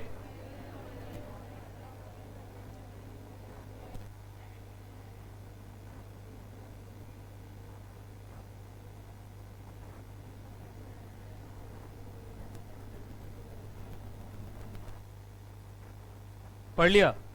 सब्रोगेशन का मतलब होता है सब्स्टिट्यूशन, लिखो सब्स्टिट्यूट होता है ना उसी में लिखना सब्स्टिट्यूशन, लिखो सब्रोगेशन मीन्स सब्स्टिट्यूशन, लिखा। अब इसका मतलब क्या होता है इधर देखिए आप, इधर देखो, इधर देखो, इसको अच्छे से पढ़ लिया था तुमने। लेंडर कौन है भाई अपने केस में, विशेष लेंडर है, CSNKJ प्राइवेट लिमिटेड। ये क्या है, बोरोवर, क्या है, बोरोवर, ठीक है, कोई दिक्कत। अच्छा इस कंपनी ने किसी और से भी पैसा लिया हुआ था, ये लेंडर 1 है और मान लीजिए लेंडर 2 है। क्या नाम है आपका, आपका क्या नाम है, जसलीन, जसलीन, लेंडर 2। जसलीन ने कंपनी को पैसा दिया हुआ था लोन, और जसलीन ने कंपनी को 20 लाख का लोन दिया हुआ था, ठीक है। अब ध्यान से सुनिएगा क्या क्या हुआ, इधर देखो, इधर देखो सब। क्या कंपनी के बैलेंस शीट पे 2 लेंडर दिखाई दे रहा है, लेंडर 1 एंड लेंडर 2, ये दोनों कंपनी के क्रेडिटर हैं और दोनों कंपनी के लायबिलिटी साइड में आ रहे होंगे। अरे ना, अब सुनिए क्या हुआ, तुमको याद होगा इससे मैंने 90 लाख लिया था, 90 लाख में कितना लौटा दिया, 70 लाख लौटा दिया, पर 20 लाख इसका मैंने लौटाया नहीं, और ये केस भी नहीं कर पाएगा मेरे पे। अब सुनो, इस 20 लाख का मैंने क्या इस्तेमाल किया था, इस 20 लाख से मैंने इस लेंडर का पैसा लौटा दिया, इस लेंडर का पैसा मैंने क्या कर दिया, लौटा दिया। तो मैंने अपना एक क्रेडिटर खत्म कर लिया, क्या कर लिया, क्रेडिटर खत्म कर लिया। तो मैंने अपना बैलेंस शीट साफ कर लिया। अरे साफ नहीं कर लिया बैलेंस शीट, देखो लेंडर 1 को तो 70 लाख देके ही मैंने साफ कर दिया होगा अपने बैलेंस शीट से, क्योंकि अब तो ये केस भी नहीं कर पाएगा, तो ये गया। और लेंडर 2 को भी इसी के पैसे से निपटा लिया। और ये विशेष तो है ही थोड़ा इस तरीके का, ये एकदम कंपनी के पीछे लगा हुआ था कि अगर मेरा पैसा नहीं लौटा तो हम तुम्हें भी यूज करने नहीं देंगे, लगा हुआ है ये। क्या तुम ऐसे ही बोलते हो, कैसे, ऐसे नहीं बोलते, कैसे बोले, अच्छा जैसे भी गाली गलौज कर दिया है। चलिए इधर देखिए, अब सुनिए जरा ध्यान से, अब सुनिए, ये 20 लाख से जहां आपने जसलीन को हटाया, अगर विशेष कोर्ट में प्रूफ कर दे कि मेरे ही 20 लाख से इस क्रेडिटर को हटाया गया है, तो याद रखिएगा विशेष एक नया क्रेडिटर बन जाएगा यहां पे, और एक नया विशेष और 20 लाख से एक नया क्रेडिटर खड़ा हो जाएगा। मतलब Vishesh will be subrogated, Vishesh will be subrogated in place of Jasleen. और ये हाँ, और ये जो नया क्रिएशन हुआ है, ये प्रॉपर क्रिएशन होगा, company will be liable to Vishesh. इस बार उस मतलब किससे, जसलीन, हाँ जसलीन के जगह में जसलीन हटी, अपने आप ही वहां पर अब क्या माना जाएगा, विशेष माना जाएगा। और ये कि नया डेट क्रिएट होगा। क्या क्रिएट होगा, ये नया डेट, इसका पुराने डेट से कोई मतलब नहीं है। इसका मतलब कंपनी को अब ये 20 लाख वापस करना ही पड़ेगा। तो सबरोगेशन का मतलब होता है दूसरे के जगह पे आ जाना। क्योंकि देखिए जसलीन को जो हटाया गया, किसके पैसे से हटाया गया, विशेष के पैसे से, तो Vishesh will be subrogated in the shoes of Jasleen. बात समझ में आ रहा है। तो जो जसलीन का पोजीशन था, वो पोजीशन किसको मिल जाएगा, अब आपको विशेष को मिल जाएगा। और माना जाएगा जैसे कंपनी ने एक फ्रेश लोन ले लिया विशेष से, कितने लाख का, 20 लाख का, और एक नया डेट क्रिएट हो जाएगा। ये क्या हो जाएगा, नया डेट क्रिएट। फिर वही बात, प्रोवाइडेड कि ये कोर्ट में ये प्रूफ करे कि मेरे 20 लाख से ही जसलीन का सफाया किया गया है, तब होगा, अदरवाइज नहीं। अब मैंने बता दिया था, आराम से प्रूफ कर सकेगा। क्योंकि ये कंपनी से पूछा जाए कि 20 लाख तुम जसलीन को दिए, कहां से लाए, कंपनी तो जस्टिफाई नहीं कर पाएगी कि कंपनी बिजनेस से तो पैसा कमाई नहीं थी 20 लाख। इसका मतलब ये 20 लाख किसका था, विशेष का ही था। बस एक लीगल प्रोसेस की वजह से आप किसी का पैसा रख थोड़ी लोगे यार। इन द आइज ऑफ इक्विटी तो आपको वापस करना पड़ेगा, इन द आइज ऑफ। हाँ लेकिन केस देखिए, क्या यहाँ केस वेस हो रहा है क्या पैसा रिकवरी के लिए, नहीं, केस वेस तो कुछ नहीं हो रहा है। क्या विशेष कोई केस वेस कर रहा है ना, विशेष का सिर्फ इतना कहना है कि मेरे पैसे से जिसका सफाया किया आपने, उस जगह पे हम अब क्रिएट हो जाएंगे। आप एक बार फिर से पढ़िए इसको, क्या यही लिखा हुआ, फिर से पढ़िएगा, पढ़िए फिर से पढ़िए, सोचिए इस पर केस कितना टफ बन सकता है एग्जाम में। लिखा है तो he will be subrogated to the position of creditor paid off. कहां लिखा हुआ है line, he would be subrogated to the position of creditor paid off. Creditor paid off कौन था, कौन थी, जसलीन। तो जसलीन के जगह पे ये सबरोगेट हो जाएगा। सबरोगेट मतलब सब्स्टिट्यूट हो जाएगा, है ना। जसलीन हटी और विशेष नाम का एक नया क्रेडिटर का क्रिएशन होगा, कितने लाख से, 20 लाख से। अच्छा लेकिन मान लीजिए अगर 25 लाख से वो हटी है, तो जैसे कंपनी ने 25 लाख का लोन लिया था जसलीन से, तो 25 लाख से हटा, तो 25 लाख का थोड़ी क्रेडिट होगा, 20 ही का होगा। तो यहीं लिखा है, and to that extent would have the right to recover his loan from the company, उतना ही जितना इसका बनता है। क्योंकि 25 लाख का लोन सफाई पूरा 25 उसके पैसे से थोड़ी हुआ है, उसके तो सिर्फ 20 लाख यूज हुआ ना। तो 20 लाख से ये क्या क्रिएट हो जाएगा, एक नया क्रिएटर। ये नया होगा, इसका पुराने से कोई मतलब नहीं है। ये कंपनी के ऊपर क्या बनेगी, एक फ्रेश लाइबिलिटी। तो कुछ लोगों को बुरा लग रहा है सर कंपनी के ऊपर फ्रेश लाइबिलिटी, अरे भाई कंपनी तो 20 लाख इसका ली भी है ना, तो कंपनी के साथ बुरा थोड़ी कर दिए तुम। ये तो जस्ट एंड इक्विटेबल है, इसका भी भला हो गया और कंपनी का भी हो गया, कंपनी को नुकसान थोड़ी हुआ है कि नहीं। चलिए तीसरा बोलो, अब जितना अमाउंट होगा उतना ही से क्रिएट होगा, जितना पेड ऑफ है, जितना क्या है paid off, subject to a maximum limit of 20 lakh. चलिए ये पढ़ो, सूट अगेंस्ट डायरेक्टर। जैसे ये बोला कम पैसा दिया था जसलीन को, मान लीजिए सर जसलीन का 5 ही लाख का लोन था, तो इसका 5 ही लाख तो यूज भी हुआ है, तो 5 ही लाख के लिए सबरोगेटेड होगा, बाकी 15 लाख के लिए फिर ढूंढता रहेगा मेरा पैसा जाता कहां है। अरे यही तो काम कर रहा है बैठ के वो। आपको याद है 90 लाख देते, जब 70 वापस किया और मैंने बोला 20 वापस नहीं करूंगा, तो बोला केस करूंगा। मैंने कहा जा केस कर ले, केस तो हो ही नहीं पाएगा, नल एंड वॉइड है। उसी दिन से मेरे पीछे पड़ गया कि देखता हूं तू यूज कहां करता है। पहला बार यूज कर रहा था मैं बिल्डिंग लेके, तो बिल्डिंग पे क्या लगवा दिया, स्टे ऑर्डर। दूसरे में इसके पैसे का इस्तेमाल कहां किया मैंने, अपने क्रेडिटर को पेड ऑफ करने में। तो जो क्रेडिटर को पेड ऑफ करता जाता था वहीं पे ही पहुंच जाता था, और उतने ही अमाउंट से एक नया क्रेडिटर ये बन जाता था। यही हो रहा है ना अभी तक। अरे समझ रहे हो कि नहीं समझ रहे हो। चलिए तीसरा, पूरा पढ़ो।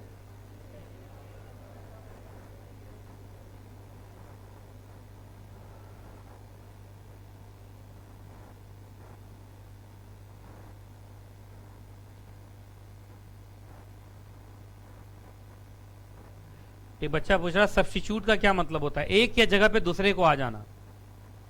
चाय के जगह पे कॉफी पी लेना, ये ना। अरे चाय का कॉफी क्या होता है, सब्स्टिट्यूट ही तो होता है कि कॉम्प्लीमेंट्री होता है। हाँ चाय के साथ कॉम्प्लीमेंट्री क्या होता है, बिस्किट कुकीज, ये सब ना है। बिस्कुट, दिल्ली में बिस्किट और दूसरे जगह पे बिस्कुट। हाँ क्या, हाँ इंटरेस्ट नहीं, प्रिंसिपल अमाउंट।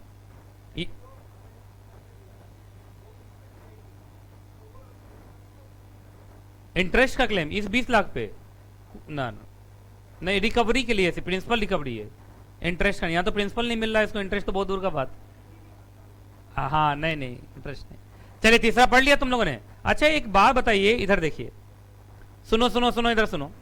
अगर मान लो ये जो विशेष है, जैसे हम लोग इसको बेवकूफ समझ रहे हैं ना सब लोग मिलके, समझ, लापरवाह है, बेकार है, इसको कंपनी का आर्टिकल पढ़ना चाहिए था, मेमोरेंडम पढ़, आज इसकी नौबत क्यों हुई है बताओ पहले। ये जो जगह जगह ठोकर खा रहा है, कभी कह रहा है जसलीन की जगह पे मैं बैठूंगा, कभी बोल रहा है कि तू बिल्डिंग बना रहा है उस पर स्टे ऑर्डर लगवाऊंगा। आज इसकी ऐसी नौबत इस वजह से हुई है क्योंकि इसने मेमोरेंडम आर्टिकल पढ़ा नहीं था। काश ये पढ़ा होता और 90 ना देके सिर्फ 70 दिया होता तो शायद इसकी जिंदगी आज अच्छी होती, ये इस ढंग से बर्बाद ना हुआ होता, दुखी ना हुआ होता। कहीं से दुखी लग रहा है, देखो तो 32 से 64 दांत दिखा रहा है। चलिए इधर देखिए, हाँ जी सुनो शांति से। लेकिन एक बात बताइए, ये लापरवाह नहीं है, मान लीजिए थोड़ा लापरवाह, पूरा नहीं है। ये कंपनी का मेमोरेंडम आर्टिकल पढ़ा, अरे कंपनी का मेमोरेंडम आर्टिकल पढ़ा, देखा कंपनी का लिमिट 70 लाख का। इसने डायरेक्टर से पूछा कि डायरेक्टर साहब ये लिमिट देखा आपका 70 लाख है और आप तो 90 लाख मांग रहे हो। तो डायरेक्टर ने कहा नहीं नहीं साहब, आपने ना थोड़ा पुराना आर्टिकल देख लिया है, कल ही हमने आर्टिकल चेंज किया, वहां बढ़ा के 90 लाख कर दिया। झूठ बोला। क्या डायरेक्टर ने डेलिबरेटली मिस रिप्रेजेंट किया? अरे बोलो। और याद रखना, डेलिबरेट मिस रिप्रेजेंटेशन फ्रॉड होता है। नहीं समझे आप? अच्छा मान लीजिए मुझे यही बचपन से पढ़ाया गया कि सूरज जो है पश्चिम से उगता है, तो अगर मैंने बोला सूरज पश्चिम से उगता है, अब मेरी जानकारी भी यही थी, तो ये सिर्फ मिस रिप्रेजेंटेशन है, फ्रॉड नहीं है। लेकिन मुझे मालूम है कि सूरज कहां से उगता है, पूरब से, लेकिन जानबूझ के मैंने बोला पश्चिम से उगता है जा। तो आप बताओ ये फ्रॉड है कि नहीं फ्रॉड है? तो डेलिब्रेट मिस रिप्रेजेंटेशन क्या माना जाता है? फ्रॉड। तो याद रखिएगा, अगर डायरेक्टर ने डेलिब्रेट मिस रिप्रेजेंटेशन किया और ये बेचारा गुड फेथ में डायरेक्टर पर विश्वास करके 90 लाख दे दिया, तो क्या इस केस में डायरेक्टर पर पर्सनल फ्रॉड का केस डाल सकता है? कि तूने, कंपनी पर तो केस नहीं कर पाएगा, लेकिन डायरेक्टर पर पर्सनल केस कर रहा है फ्रॉड का कि तुमने मुझे डेलिब्रेट मिस रिप्रेजेंटेशन क्यों किया। क्या ये पर्सनल केस कर सकता है? पहले बताइए। तो सूट अगेंस्ट कंपनी है या सूट अगेंस्ट डायरेक्टर है? ये डायरेक्टर पे केस करेगा कि तेरे झूठ बोलने की वजह से मुझे 20 लाख का नुकसान हुआ, तो कंपनी तो 20 लाख वापस कर नहीं रही है और कंपनी पर हम केस भी नहीं कर पा रहे हैं, तो अब ये 20 लाख तू देगा पर्सनली। बोलो क्या ये केस हो सकता है कि नहीं हो सकता? पहले बताओ जल्दी से। हो सकता है? तो चलिए सुनिए, अब तो मुझे सब समझ में आ गया। ये देखो, क्या ये यहां तक जनरल रूल था और यहां के बाद कितने एक्सेप्शन? 3। चलो मैं एकदम लगातार बोलता हूं। अरे इधर देखो, कोई भी कंपनी अगर अल्ट्रा वायर्स बोरोइंग करेगी, अल्ट्रा वायर्स का मतलब लिमिट से ज्यादा, लिमिट कहां मिलेगा? आर्टिकल में। अगर आप लिमिट से ज्यादा बोरोइंग करेंगे तो लिमिट से ज्यादा वाला जो अमाउंट है that is ultra vires and that will be null and void, और लेंडर उस पैसे की रिकवरी के लिए कंपनी पर केस नहीं कर सकता। क्या ये जनरल रूल है? यहां तक कोई दिक्कत? लेकिन चलिए केस नहीं कर सकते, ये बात समझ में आ गया, लेकिन nevertheless in the eyes of equity, in the eyes of equity उसके पास 3 रेमेडीज तो आज भी हैं। पहला, अगर वो ट्रेस कर ले कि कंपनी ने उस पैसे का इस्तेमाल कहां किया है, तो क्या उस जगह पे स्टे लगवाया जा सकता है, इंजंक्शन। दूसरा, अगर कंपनी ने उसके पैसे का इस्तेमाल किसी और क्रेडिटर को राइट ऑफ करने में किया है, तो क्या उस क्रेडिटर की जगह पे ये सबरोगेट हो जाएगा उतने अमाउंट से। और तीसरा, अगर इसकी हालत ये डायरेक्टर के डेलिब्रेट, जानबूझ के, डेलिब्रेट का मतलब जानबूझ के मिस रिप्रेजेंटेशन की वजह से हुई है, तो क्या ये डायरेक्टर को पर्सनली सू कर सकता है for fraud, for deliberate miss representation? Yes, companies act में ये केस नहीं होगा, ये सेक्शन 420 ऑफ आईपीसी। आज आईपीसी तो पढ़ाने वाला हूं जेआईजीएल में। आज जेआईजीएल में आईपीसी स्टार्ट हो रहा है भाई, भारतीय दंड संहिता, आईपीसी, इंडियन पीनल कोड। आज तुम लोग वकील बन जाओगे पूरा एकदम क्लास में, है ना? एक दूसरे पर केस कर देना आज ही। चलिए आगे चलें। चलिए क्या warranty? Breach of warranty. Breach of warranty का मतलब जो डायरेक्टर के बारे में सोचा जाता है कि वो फिडिशरी पोजीशन में है और झूठ बोल के अपने फिडिशरी पोजीशन का मिसयूज किया। चलिए हेडिंग बोलो। अरे हेडिंग बोलो क्या यार, ये लास्ट ही तो है, बस खत्म हो गया। ये थोड़ा टेक्निकल है, टेक्निकल है भाई, टेक्निकल है, सुन लीजिए। अरे इधर देखो, इसको पढ़ो, मैं देता हूं कितना बच्चा इसको समझ गया, बस हेडिंग समझ गया काम हो गया।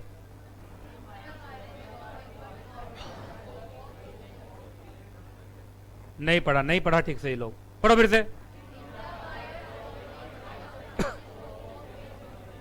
अब मेरी बात को ध्यान सुनिए, एजेंट का मतलब बोर्ड ऑफ डायरेक्टर है। अब सुनिए, इसको अलग करो और यहां से अलग करो। अब मैं बताऊंगा इसका मतलब, ठीक है। देखिए, कंपनी ने इंट्रा, इंट्रा का मतलब विद इन, लिख लो। Intra means within. Company के आर्टिकल के हिसाब से वो इंट्रा है, पर बोर्ड ऑफ डायरेक्टर के पावर के हिसाब से वो अल्ट्रा है। अब क्या होगा जल्दी बताइए, इधर देखिए, इधर देखिए, सुनिए। कंपनी लिमिट कहां से मिलता हमें? आर्टिकल ऑफ एसोसिएशन से। कितना था हमारा? 70 लाख।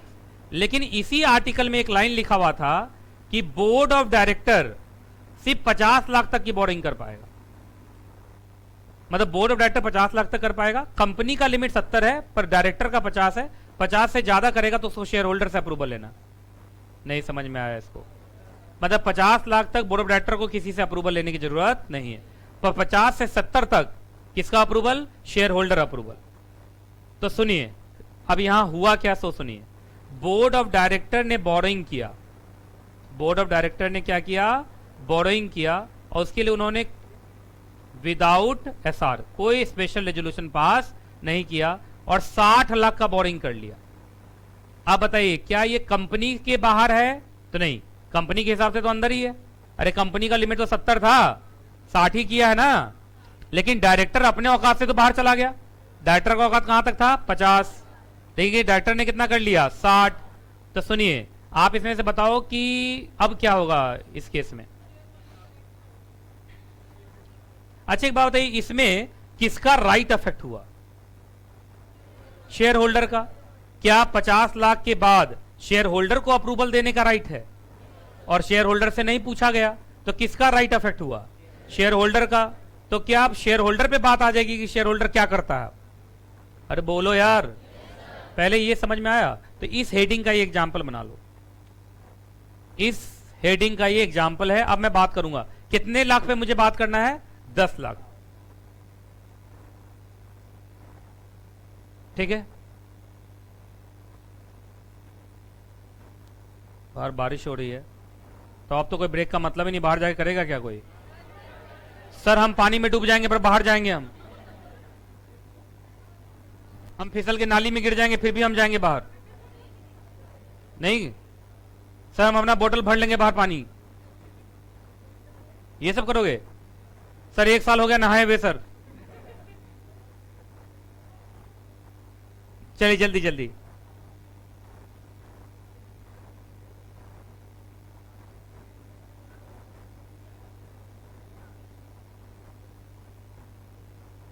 ये थोड़ा टेक्निकल है, इसको अच्छे से समझना। और एग्जाम में बस यहीं से केस बनाएगा वो।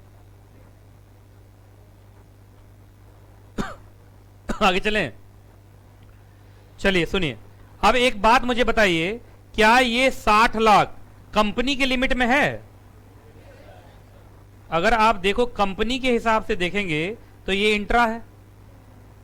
अरे कंपनी की तरफ से तो इंट्रा ही है, पर बोर्ड ऑफ डायरेक्टर के हिसाब से देखा जाए तो इसका जो 10 लाख है, क्या ये आउटसाइड द एजेंट है? Outside the agent authority, agent authority. तो अब मुझे बताओ इस 10 लाख का क्या होगा? अच्छा पहले मुझे बताइए, क्या कंपनी 60 लाख के लिए लायबल होगी या 50 के लिए लायबल होगी? क्योंकि बोरिंग तो 60 लाख की हुई है, तो लेंडर तो 60 लाख दिया है। क्या कंपनी 60 लाख के लिए लायबल होगी टुवर्ड्स लेंडर? क्योंकि ये देखा जाए तो ये कंपनी के हिसाब से तो इंट्रा है। नहीं समझ में आया ये बात? आप पहले बताइए, कंपनी के हिसाब से अल्ट्रा हुआ ना? कंपनी के हिसाब से तो इंट्रा ही है। कंपनी का लिमिट तो क्या था? 70, और लोन कितना लिया गया? सिर्फ 60। तो कंपनी के ओवरऑल के हिसाब से तो इंट्रा ही है। तो क्या कंपनी को, लेंडर को पूरा 60 लौटाना पड़ेगा? जल्दी बोलो। लेकिन डायरेक्टर गलती किया, सो अपने औकात से 10 लाख बाहर गया, अब उसका क्या होगा? क्या शेयर होल्डर डायरेक्टर पे डांट लगाएंगे? आइए पढ़ते हैं लाइन बाय लाइन। क्या बात, आज लाइट इतनी क्यों जा रही है यार? अच्छा बारिश हो रही तो ये तो दिल्ली के बाहर होता था, आप यूपी बिहार इस समय जाइए, जहां बारिश हुई लाइट काट देगा, और आंधी आ जाए तो पक्का लाइट, क्योंकि उनका 2-3 तार ही उड़ जाता है। लेकिन दिल्ली में तो ऐसा नहीं होता था कि बारिश होते लाइट चली जाए, कि होता है ऐसा? कुछ कुछ लोकेलिटी में होता होगा, पर लक्ष्मी नगर में तो ऐसा नहीं। लक्ष्मी नगर तो इस मामले में पहुंच है, लेकिन आज मेरा पूरा इज्जत बिगाड़ दिया है इसने। चलिए आइए। हाँ जी, बात करने वाले सब इधर देखो। हाँ जी, हाँ खुशहाल व्यक्ति इधर देखो, इधर इधर, बहुत खुश है। अच्छा एक बात बताइए, हम जब भी देखते हैं बियॉन्ड द पावर, तो क्या हमें पहले समझना पड़ेगा कि कंपनी का बोरिंग पावर अलग होता है और डायरेक्टर का पावर अलग होता है? तो क्या दोनों में हमें डिस्टिंक्शन करना चाहिए? Yes, 60 lakh beyond the power है, पर ये कंपनी के बियॉन्ड द पावर नहीं है, सिर्फ डायरेक्टर के बियॉन्ड द पावर है। तो इसमें थोड़ा डिफरेंस है। पिछला वाला मत लगा देना नल एंड वॉइड, क्योंकि कंपनी के पावर के बाहर नहीं है, तो नल एंड वॉइड वाला नहीं चलेगा। अब इसके लिए जो ट्रीटमेंट है वो अलग है। अब क्या अलग है, तो देखिए यहाँ पे क्या लिखा हुआ है। अगर डायरेक्टर अपने औकात से बाहर चला जाए तो याद रखिएगा ये कोई अल्ट्रा वायर्स माना नहीं जाएगा, ये इंट्रा वायर्स ही रहेगा, but outside the scope of companies agent. मतलब कंपनी के पॉइंट ऑफ व्यू से it is intra wires. Company तो पूरे पैसे के लिए लाइबल होगी टुवर्ड्स क्रेडिटर। कंपनी को तो पूरा 60 लाख लौटाना पड़ेगा। अब कंपनी कैसे लौटाएगी, सो देखिए यहां देखो हेडिंग क्या आ रहा है, सब हेडिंग। अब इसमें सबसे पहले देखना पड़ेगा कि कंपनी क्या इस गलती को रेटिफाई करती है। कंपनी का मतलब शेयर होल्डर, यहां कंपनी का मतलब कौन है, शेयर होल्डर। क्या share holder board of director को माफ कर देता है? अगर माफ कर दिया तो, जैसे शेयर होल्डर, सुनो इधर देखो, जैसे शेयर होल्डर आया, क्या भाई डायरेक्टर तेरा लिमिट था 50 लाख का, 60 लाख औकात से बाहर जा रहा है क्या?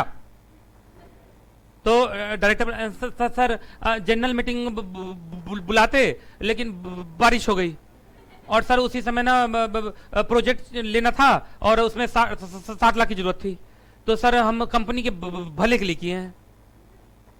तो शेयर होल्डर को दया आ गया, अच्छा तुम हम लोग के भले के लिए किए थे, ओहो कोई बात, तुम्हारी गलती को माफ कर देता, तुम्हारी गलती को माफ। तो अगर कंपनी माफ कर दे तो कोई बात ही नहीं। तो देखो क्या लिखा है, where the borrowing is intra vires the company but outside the authority of director and can be ratified by the company. और कंपनी भाई क्रेडिटर के लिए तो क्या है, बाइंडिंग, कंपनी लाइबल होगी टुवर्ड्स क्रेडिटर, ये क्या है, टुवर्ड्स लेंडर। और रही बात अपने डायरेक्टर की, डायरेक्टर गलती किया तो डायरेक्टर की गलती को माफ कर दिया, तो बात खत्म। तो क्या लेंडर को पर कोई फर्क पड़ा ना? लेंडर को 60 लाख दिया था, उसको 60 लाख मिल जाएगा वापस। यहां कोई अल्ट्रा वायर्स तो हुआ ही नहीं, ठीक है ना। अब ये बात किसके बीच में रह गई, कंपनी और डायरेक्टर के बीच में। अच्छा लेकिन कंपनी गुस्से में है, तो मतलब शेयर होल्डर गुस्से में है कि नहीं नहीं, ये जो आप बोल रहे हो कि इस वजह से आपने 50 से 60 कर दिया, हमें ये जस्टिफाइड नहीं लग रहा, आपका रीजन हमें जस्टिफाइड नहीं लग रहा, थोड़ा वेट कर लेते भाई। आप इस तरीके से बोरिंग करोगे, औकात से बाहर जाके बैलेंस शीट खराब हो रहा है हमारे यहाँ है। पिछला 20 साल हो गया, अभी तक तुम डिविडेंड नहीं दिए हो हम लोग को एक बार भी, सिर्फ जनरल मीटिंग में बुलाते हो, रेजोल्यूशन पास करा के वापस भेज देते हो खाली खाली। 20 साल हो गया डिविडेंड देखे हुए, तुम लोन पर लोन लिए जा रहे हो, जब भी तुमको प्रॉफिट होता कहता लोन वापस कर रहे हैं। अरे हम लोग भी तो हैं यार, हमारा भी तो घर परिवार है, 2 बार बीबी छोड़ के चली गई है, 2 बार अलग अलग शादी हुआ। आप बताओ क्या हो सकता है शेयर होल्डर गुस्सा हो जाए डायरेक्टर पे? अरे बोलो, अगर गुस्सा हो गया तो उस केस में याद रखिएगा, देखिए मैं बार बार बोल रहा हूं, जो लेंडर है उसको तो पैसा मिलेगा ही, लेंडर को आप छोड़ दो, लेंडर को तो पैसा मिलेगा ही। इस केस में बस क्या होगा, डायरेक्टर लाइबल हो जाएगा पर्सनली कंपनी के प्रति, कितने का, 10 लाख। डायरेक्टर से गलती हुई है, अगर कंपनी को नुकसान होता है 10 लाख का, तो 10 लाख डायरेक्टर को अपने पॉकेट से कंपनी को वापस करना पड़ेगा। लेकिन यह केस हुआ, केस का नाम बोलो। तो सर अजीब नाम है सर, चिंटू वर्सेस मिंटू होता तो हम पढ़ लेते। पढ़ो क्या लिखा हुआ है इस केस में, जरा देखिए तो क्या लिखा हुआ, पूरा पढ़िए तो इस केस में क्या है। क्या ये केस इससे जुड़ा हुआ, याद रखना पहले, क्या यहां डायरेक्टर को पर्सनली लायबल कर दिया? देखो तो कहां पर किया है, कहां पर, कहां पे, कहां पे, कहां पे क्या लिखा हुआ है, if the boring by the director is ultra wires their power, मतलब डायरेक्टर के पावर के बाहर, कंपनी के पावर के बाहर नहीं, डायरेक्टर के पावर के बाहर। डायरेक्टर में इन सर्टेन सर्कमस्टांसेस, कौन सर्कमस्टांसेस, जब कंपनी उसको माफ ना करे। बी पर्सनली लाइबल, जो भी पर्सनली लाइबल होगा और उसको अपने पॉकेट से लेंडर को वो पैसा वापस करना पड़ेगा, कंपनी उस पैसे के लिए लाइबल नहीं होगी। बात समझ में आ रहा है? मतलब इन टोटल लेंडर को तो पूरा पैसा मिलेगा, चाहे कंपनी के हाथ से मिले चाहे डायरेक्टर के हाथ से मिले। अच्छा, कंपनी ने माफ कर दिया हो तो कंपनी दे देगी 60 लाख, अगर कंपनी ने माफ ना किया हो तो 50 लाख देगी कंपनी, 10 लाख दिलवाएगी किससे? डायरेक्टर। नहीं समझ में आया तुम लोग? उनको पूरा 60 लाख मिलेगा, उनको पूरा क्या मिलेगा? 60 लाख। कोई दिक्कत? लेकिन अगर 70 से ज्यादा होता तो लेंडर को नहीं मिलता, क्योंकि वो तो कंपनी के ही लिमिट से बाहर है। चलिए अब ये लास्ट का 5 ही मिनट बचा, अब हेडिंग बोलो। अरे जोर से बोलो यार, क्या कर रहे हो? अच्छा, टाइप्स के जरा देखिए तो कितने बेसिस हैं? 4 है। अगले पेज तक देखो तो 4 है। यस, 4 बेसिस है। पहला बेसिस क्या है देखो तो?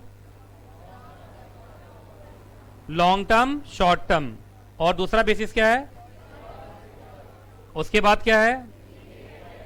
उसके बाद क्या है?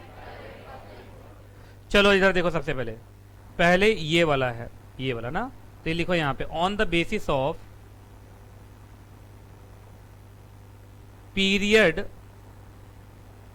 Of borrowing.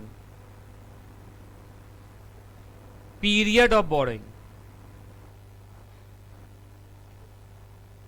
अरे क्या हूं कर रहे हो, क्या हो गया?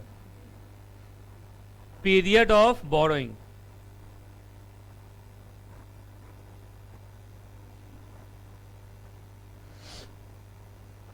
पीरियड ऑफ बोरोइंग लिख लिया? चलो इधर देखो, इधर टिक लगाते जाना तुम लोग। 3 तरीके का है, long term, short term, medium term. तो हम ऐसे पढ़ेंगे ना, पहले लॉन्ग टर्म पढ़ेंगे, फिर मीडियम टर्म पढ़ेंगे, फिर क्या पढ़ेंगे? Short term. ज्यादा अच्छा रहेगा, है कि नहीं? अरे इधर देखो सब, सबसे पहले लॉन्ग टर्म।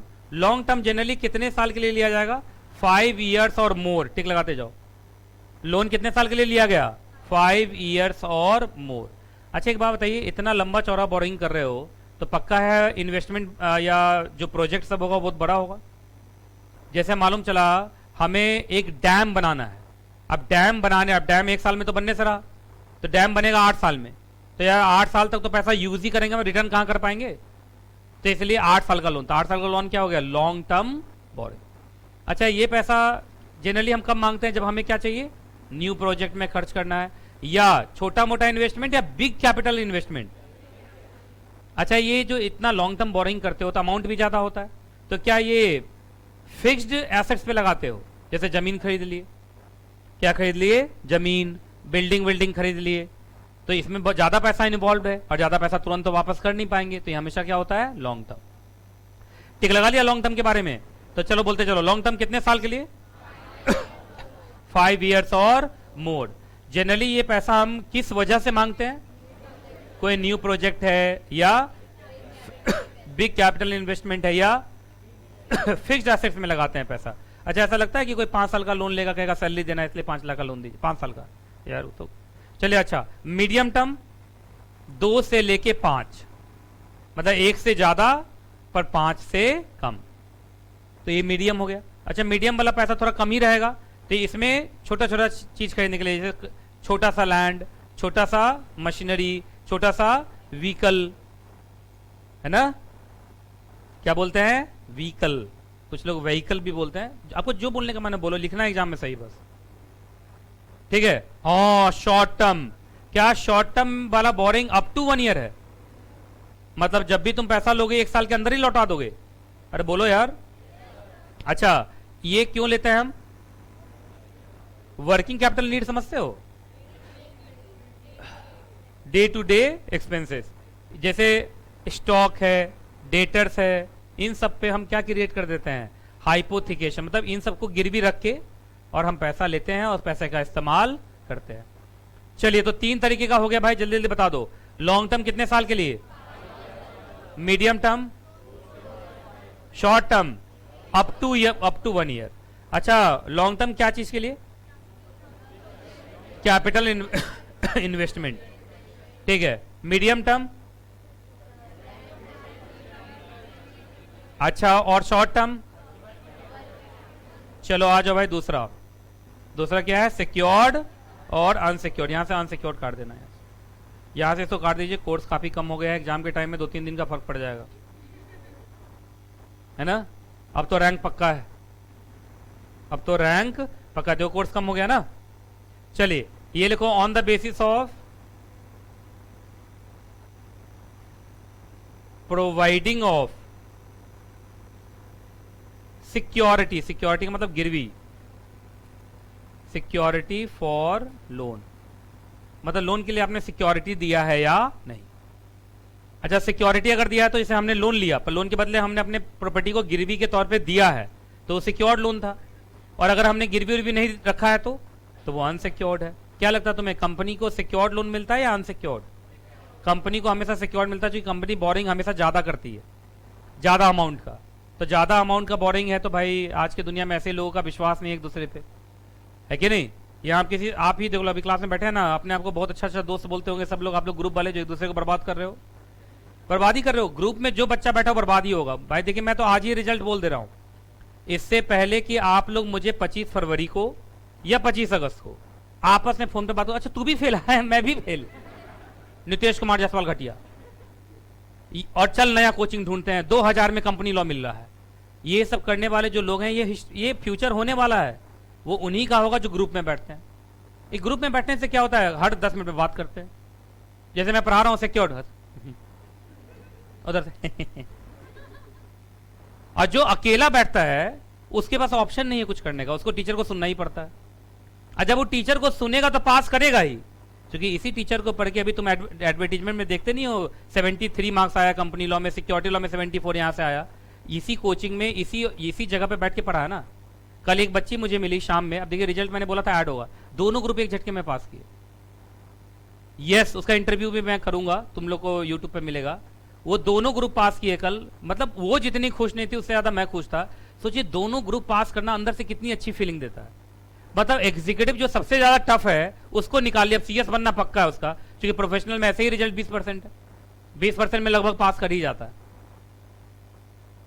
20% में लगभग बच्चा इस बार आगे, कभी एक ग्रुप, कभी दो ग्रुप, कभी एक ग्रुप, ट्रेनिंग करते करते अरे यार 21 महीने का ट्रेनिंग है, 21 महीने में 3 बार तो तुम्हारा वो पड़ेगा, जून दिसंबर जून दिसंबर, ट्रेनिंग करते करते तो बच्चा पास हो ही जाएगा। तो प्रोफेशनल सब बच्चा पास कर जाता, फेल कहां करता मालूम है, एग्जीक्यूटिव में। और सबसे ज्यादा फेल होता है एग्जीक्यूटिव मॉड्यूल फर्स्ट में, 7% रिजल्ट हुआ है इस बार 8%। लेकिन बच्चा समझेगा नहीं। देखिए अभी मैं बोल रहा हूं, अभी भी बगल में ग्रुप वाला बच्चा कमेंट्री कर रहा है, देख सर फारसी में बोले, मैं हिंदी में समझा रही हूं तुझे। मुझे ये समझ में नहीं आता है, मैं हिंदी में बोल रहा हूं तो बगल वाला कमेंट्री फिर करता क्या है दोबारा, क्या करता है मुझे, सर सही बोल रहे हैं, हमें ग्रुप में नहीं बैठना चाहिए। आए तो ग्रुप में ही बात हो रहा है। ग्रुपिज्म बर्बाद करता है, याद रखिएगा लाइफ में। दुनिया में कोई भी इंसान बाय डिफॉल्ट बदमाश नहीं होता है, उसको बदमाश बनाया जाता है। और बदमाश कौन बनाते हैं, उसके आसपास के लोग। सही बोल रहा हूं कि नहीं बोल रहा, पहले बताइए।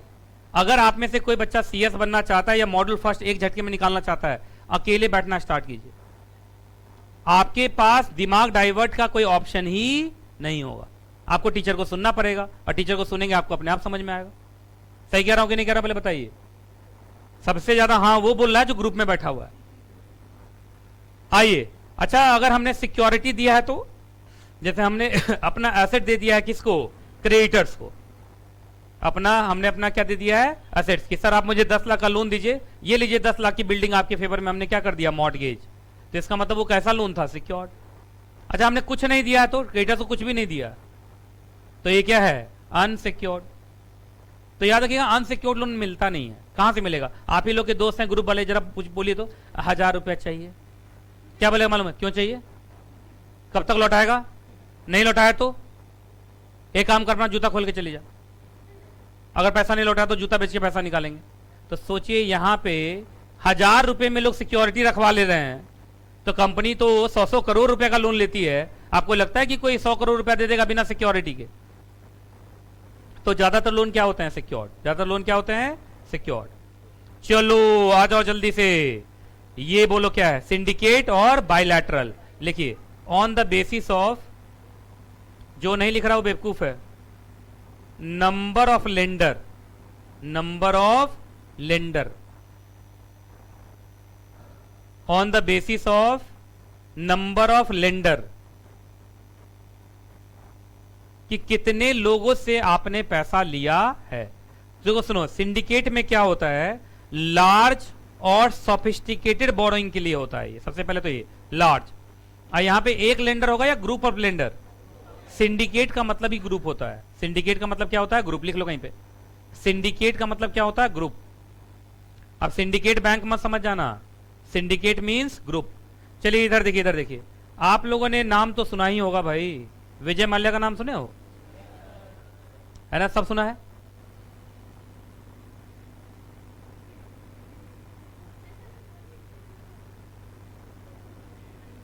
ये कौन है, विजय माल्या, वीएम, विजय माल्या, है ना, the king of good times. सुना होगा नाम। विजय माल्या को क्या कहा गया था एक समय में, the king of good times. तो अलग बात है उसका बैड टाइम चलो, उसका क्या बैड टाइम चलेगा, उधर फिर से शादी कर रहा है वो तो देश से भागा भी है तो भी अपना एकदम मेंटेन किया हुआ लाइफ। एक हम लोग हैं, पहली बार भी नहीं हुआ। चलिए इधर देखिए आप, वो तो कितने बार कर चुका। देखिए इधर, ये विजय माल्या, आपको इसको चाहिए, मालूम चला 20,000 करोड़ का लोन। कितने का लोन, 20,000 करोड़ रुपए का लोन चाहिए। आपको लगता है ऐसे पीएनबी के पास गया, आपको लगता है पीएनबी अकेले दे पाएगा? क्योंकि पीएनबी को इतना तो समझ है कि पूरा 20,000 करोड़ हम दे दिया, कहीं भाग गया तो अकेले तो डूब जाएंगे पूरा। तो पीएनबी क्या करता है, इधर देखो, इधर देखो, पीएनबी क्या करता है, अपने पीछे सिंडिकेट बनाता है। क्या बनाता है, सिंडिकेट। जैसे ये लोग आपस में बात कर लिया, आईसीआईसीआई बैंक, एसबीआई, है ना, एकदम टाइम पर लंच हो रहा है। उसके बाद एसबीआई के बाद नाम बताओ, देना बैंक, लेना बैंक, बैंक, नो बैंक बताओ। एचडीएफसी से भी लोगे, चलो एचडीएफसी, और कोटक, कोटक ना। एक दिन मैंने अपने स्टाफ को बोला कि जीएसटी का रिटर्न जाता है ना मेरा, तो मेरे वो सारा का सारा आईसीआईसीआई बैंक जितने भी बैंक अकाउंट है सबका वो, तो मुझे फोन पे बोले सर कोटक का दे दीजिए, कोटक। मैंने बोला कोटक, मतलब कोटक कौन है भाई, तो मैंने कोटक बैंक है भगवान, कोटक। तो एक पर एक मुझे सब मिलते हैं लोग, है ना। मुझे कॉमेडी फिल्म देखने की जरूरत ही नहीं है, मुझे यही सब मिल जाता है।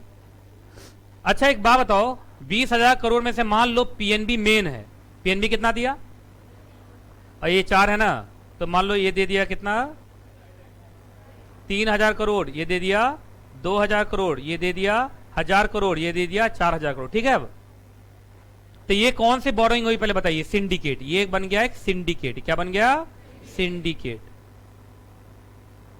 बात समझ में आ गया। एक बैंक है या ग्रुप ऑफ बैंक है? अच्छा तुम्हें क्या लगता है ग्रुप ऑफ बैंक छोटे लोन के लिए आता है या लार्ज लोन? उसमें वर्ड था भी लार्ज, अभी देखा था तुमने, लार्ज और सोफिस्टिकेटेड। तो आपने देखा नहीं, जितने भी बड़े बड़े लोन वाले हैं इसमें एक बैंक इन्वॉल्व नहीं है, बहुत इन्वॉल्व है। वो अलग बात है कि पीएनबी लीडर था, पीएनबी का सबसे ज्यादा गया, है ना। पंजाब नेशनल बैंक बेचारा मालिया नेशनल बैंक बन गया। ये उतारना तो नहीं है तुम लोग को, उतारना है।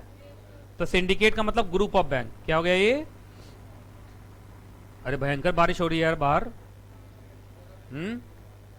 आज तो नहा लो कोई, भगवान भी करें तो निकालो जल्दी से, जब तक बारिश होता रहेगा जब तक कोई नहाएगा नहीं। अब तो मौसम आ रहा है एमडब्ल्यूएफ के हिसाब से नहाने वाला। करोगे ना तुम नवंबर दिसंबर जनवरी में, ऐसे ही तो करते होगे। जनवरी में संडे संडे, एक संडे छूटा अगला संडे सीधा। अच्छा ऐसा नहीं करते? अच्छा 1 तारीख को, फिर 31 तारीख को, है ना। हाँ समझ सकता हूँ। 26 जनवरी हो गया, उसके बाद सरस्वती पूजा हो गया, समझ सकता हूँ। हाँ अच्छा नए साल में तो नहाना ही पड़ता है। उसमें से एक 14 जनवरी है, बिना नहाए खाना ही नहीं मिलता घर में। जानते हो क्या होता है 14 जनवरी को? 14 फरवरी, अभी इसका 20 लाख का लोन डूबा,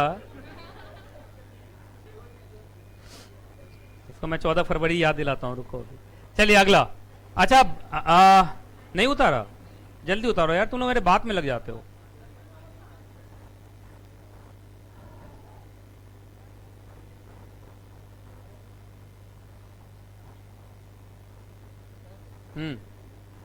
क्या हो गया, हटाऊं? चलिए ये लिखा मैंने वीएम, वीएम मतलब मान लिया। चलिए अगला। अच्छा बायलैटरल में क्या होगा, बहुत सारे बैंक होंगे या 1 to 1? 1 to 1। तो क्या ये सिंगल कॉन्ट्रैक्ट होगा? बोलो, कंपनी और बोरो। कंपनी का एक्चुअली तो कंपनी ही बोरोअर है, मतलब यहाँ कंपनी का मतलब बैंक वाली कंपनी और एक बोरोवर। तो ये सिंगल है, क्या है ये? सिंगल। तो आप अगर यहाँ कंपनी नहीं समझ रहे हो तो यहाँ पे आप एक काम करो, लेंडर लिख दो। क्या लिख दो? लेंडर। अब तो ठीक है, कंपनी क्या हो जाएगी तुम्हारी? बोरोवर, और लेंडर हो जाएगा बैंक। तो क्या है यहाँ पे बहुत सारे बैंक है या पार्टिकुलर बैंक है? पर्टिकुलर में किसी एक के पास गए, जैसे हम देना बैंक के पास गए, हम बोले लोन दे दे। देना बैंक है कि नहीं आजकल, कि मर्ज हो गया किसी में? मर्ज हो गया। अच्छा चलिए अब आ जाओ, कौन सी बोरिंग? चलो लिखो, on the basis of involvement of public. अच्छा बताओ, इसमें से पब्लिक किस में? प्राइवेट वाले में तो पब्लिक होगी नहीं। प्राइवेट वाले में क्या होता है पहले बताइए? कंपनी गई बैंक के पास, फाइनेंशियल इंस्टीट्यूशन के पास, और उससे लोन लेके आ गई, तो इसमें पब्लिक शामिल है ना? No public involvement. लेकिन तुमने डिबेंचर मार्केट में निकाल दिया, बॉन्ड निकाल दिया, तो क्या ये पब्लिक बोरिंग है? अरे डिबेंचर किसको बेचते हो? पब्लिक को ना। बॉन्ड किसको बेचते हो? पब्लिक को। तो अगर डिबेंचर बॉन्ड के थ्रू पैसा उठा रहे हो या पब्लिक डिपॉजिट के नाम से पैसा उठा रहे हो, that becomes the public boring. अच्छा लोन ले रहे हैं एक आदमी से जाके, तो प्राइवेट बोरिंग। अरे एक दो आदमी से लोगे तो प्राइवेट हो गया ना, और पूरा सबके लिए डिबेंचर बेच रहे हो, सबके लिए बॉन्ड बेच रहे हो, दैट बिकम्स द। तो on the basis of involvement of public, on the basis of involvement of public, और पब्लिक इन्वॉल्व है तो पब्लिक बोरिंग, पब्लिक इन्वॉल्व नहीं है तो प्राइवेट बोरिंग। इसी के साथ ये छोटा सा चैप्टर हो गया KHATAM खत्म। अब अगला चैप्टर को देखो तो कौन झांकी मार रहा है? कौन आना चाह रहा है? कौन आना चाह रहा है? अरे ये आना चाह रहा है। आज लाऊं अगली क्लास में लाऊं इसको? अच्छा अगली क्लास में। तो अगली क्लास में क्या स्टार्ट होगा? डिबेंचर। मजा आ जाएगा डिबेंचर पढ़ने में, है ना? चलो अब बीच में ब्रेक चाहिए।